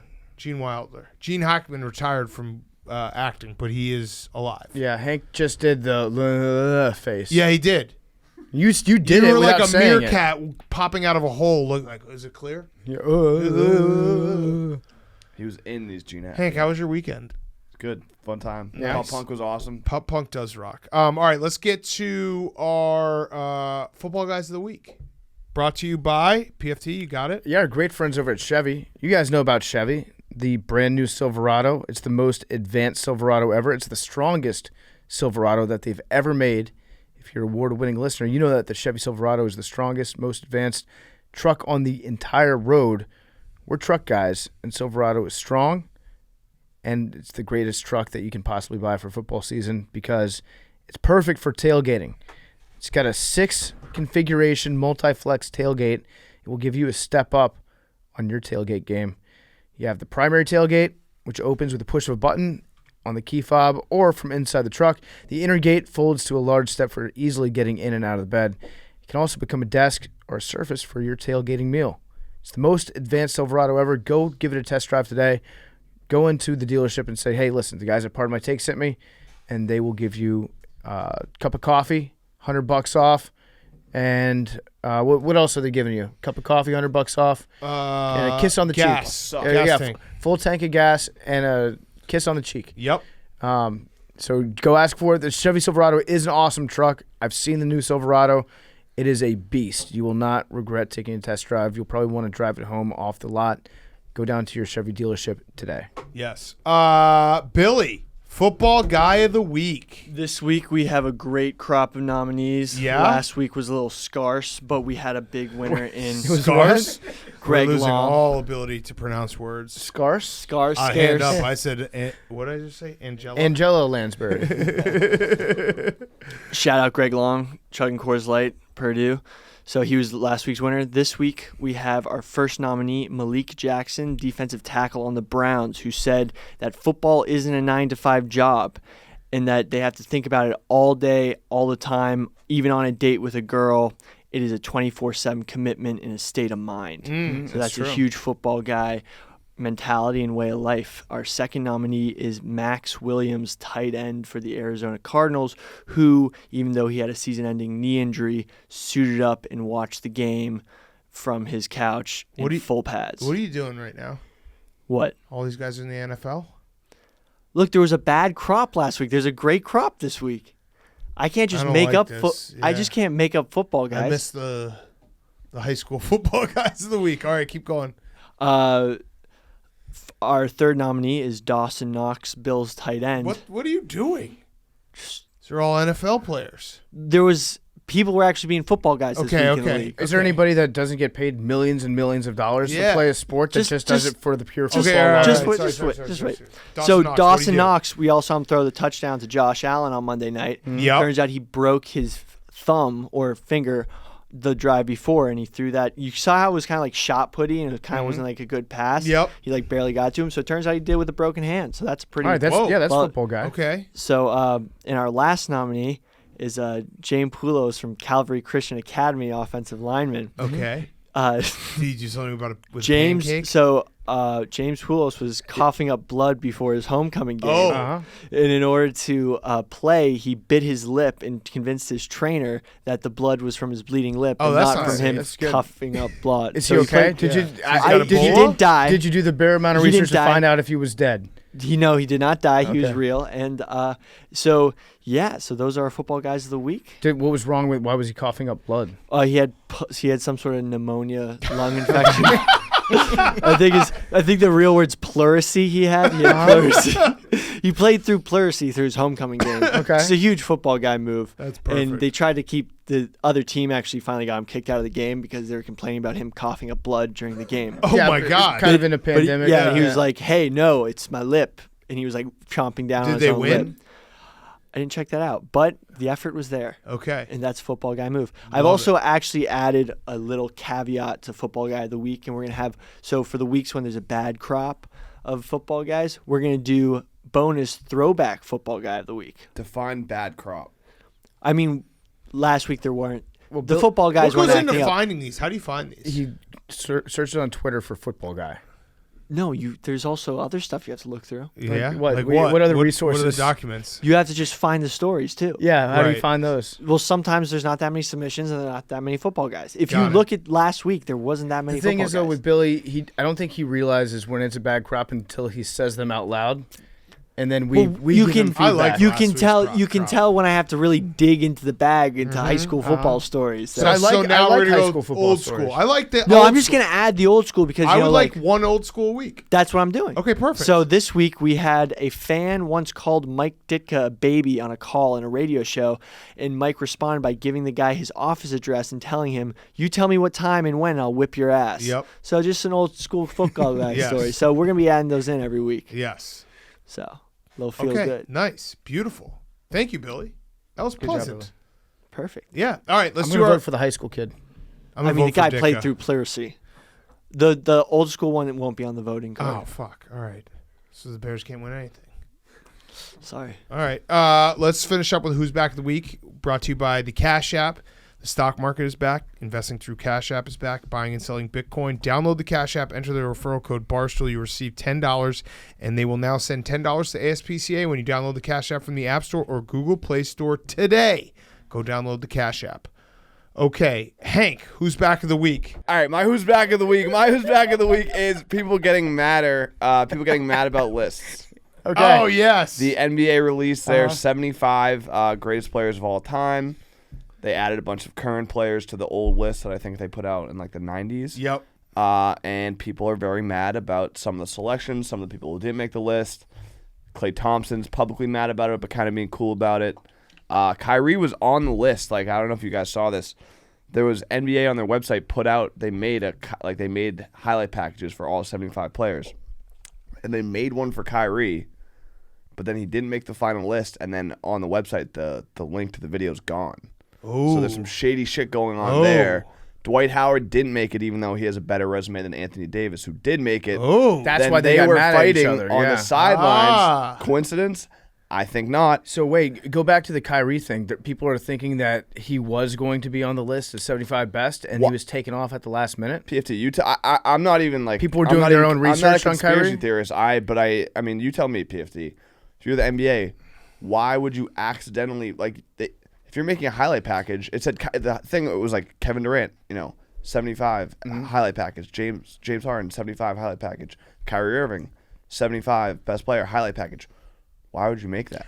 Honestly, I would do Right? it. Unless you did it before the season, Right. then all this shit came That out. makes sense. But and also, then they put in like this fucking guy from the 70s that no one knows. we can all agree that it's the funniest that it happened Bill to Walton. Kyrie. Yeah. Like they could, Yes. if I were in charge of the NBA, I would do stuff like this all the time to Kyrie, so that Kyrie would be like, they're all out to get me. Right. And then it'd be like, yeah, I actually am out to get Kyrie, but nobody will believe you. Bill Walton, unbelievable, probably one of the best college players of all time. Not that it good was of a, NBA. Yeah. exactly. That's He got what, injured. that's what I'm saying. He Wasn't was on the he list. was an Oh, he was MVP, on the wasn't he? list. He was MVP, and Yeah. he won a title. Yeah, it's pretty good.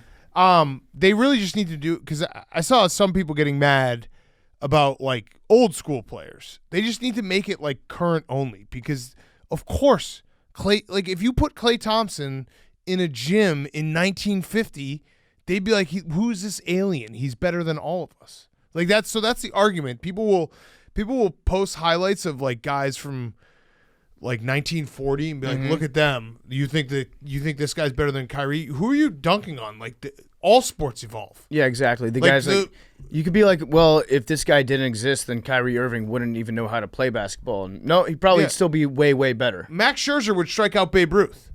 Like that, he would. Yeah, So but could Babe Ruth strike out Max Scherzer, though? probably not. I think he could. I don't know how fast did he throw. We don't know. We don't know. We don't know. They didn't have radar guns. But it is funny whenever they show, like, people are like, this guy sucked. Like, yeah, of course. It was 100 years ago. yeah, but it's just really to spur conversations with your Yes. dad. Just it's like, good to be mad about a list. yeah, look at the list and be like, hey, Dad, sorry I haven't talked to you in a while.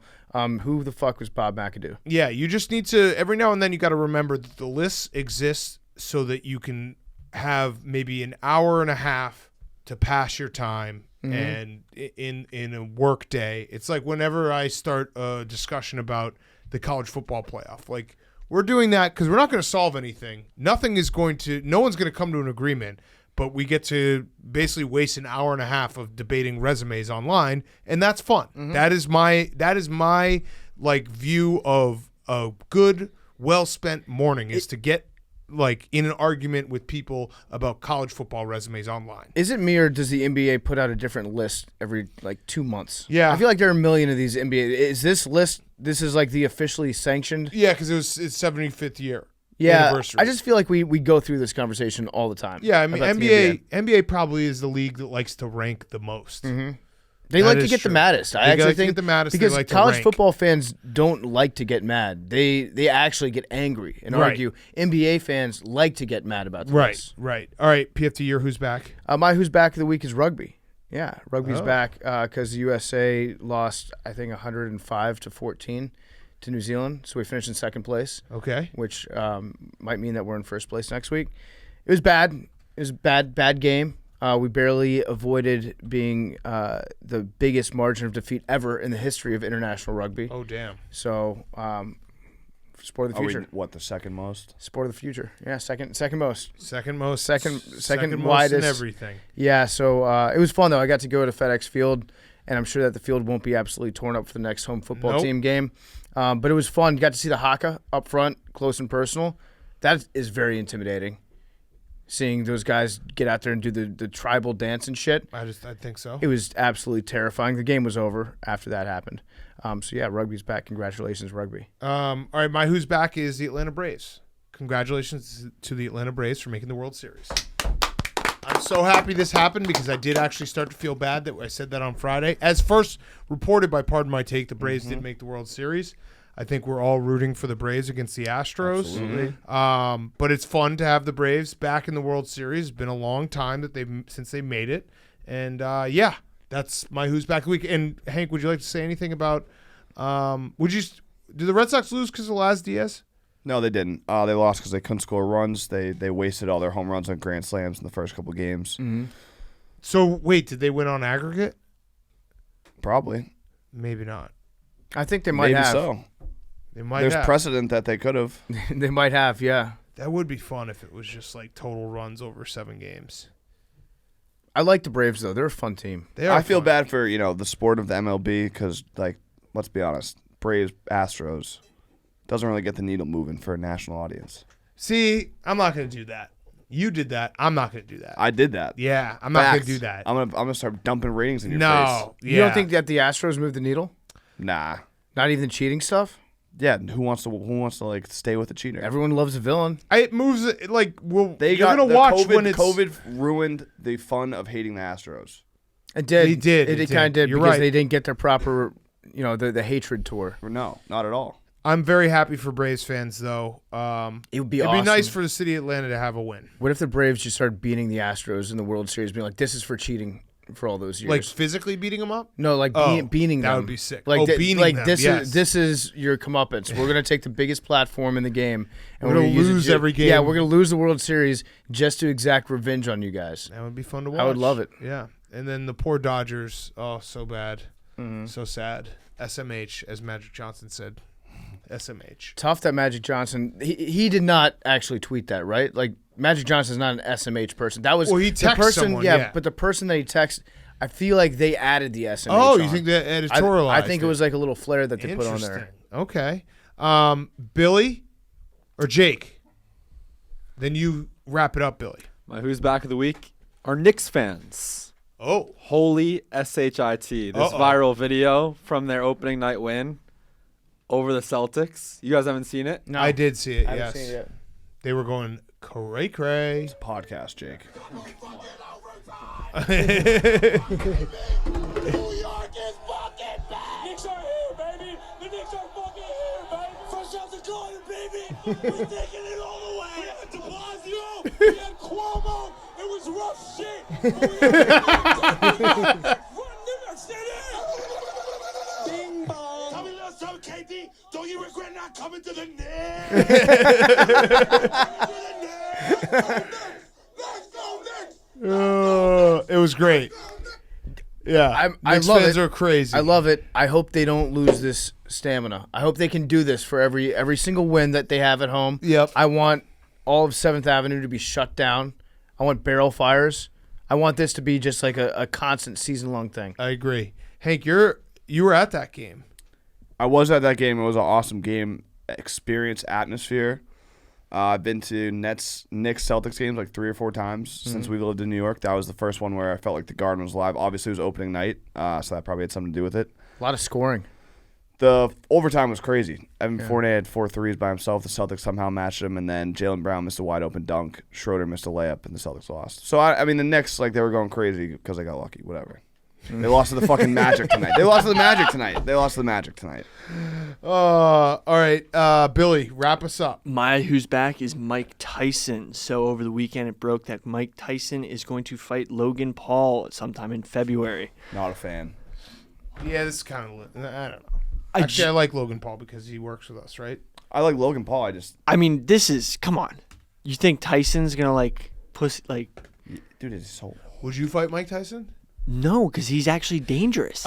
We actually were so talking in old. Denver the potential of you versus Hank Ruffinardi. We were also talking about you versus Big Cat.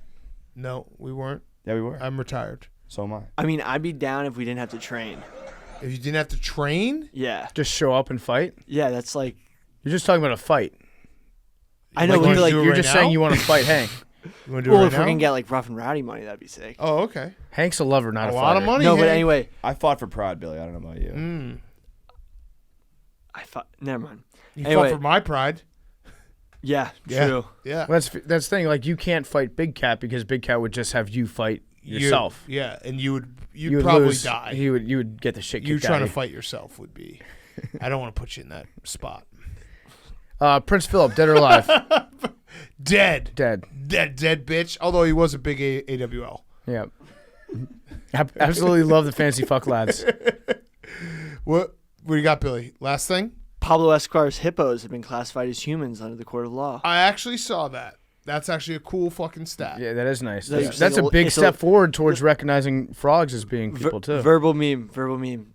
Small domino. People like cocaine. Big domino. Pablo Escobar's hippos get classified as humans. Hippos are humans. Get human rights. Whoa. Think I about like that. it. All right, number 69. 97. 18. Cam, 11. Hank. What's wrong, Hank? It's I don't know yet. Lakers. I'll tell you. 94. Oh my god. Oh, 94. Oh. All right, we'll see everyone on Wednesday. Love you guys.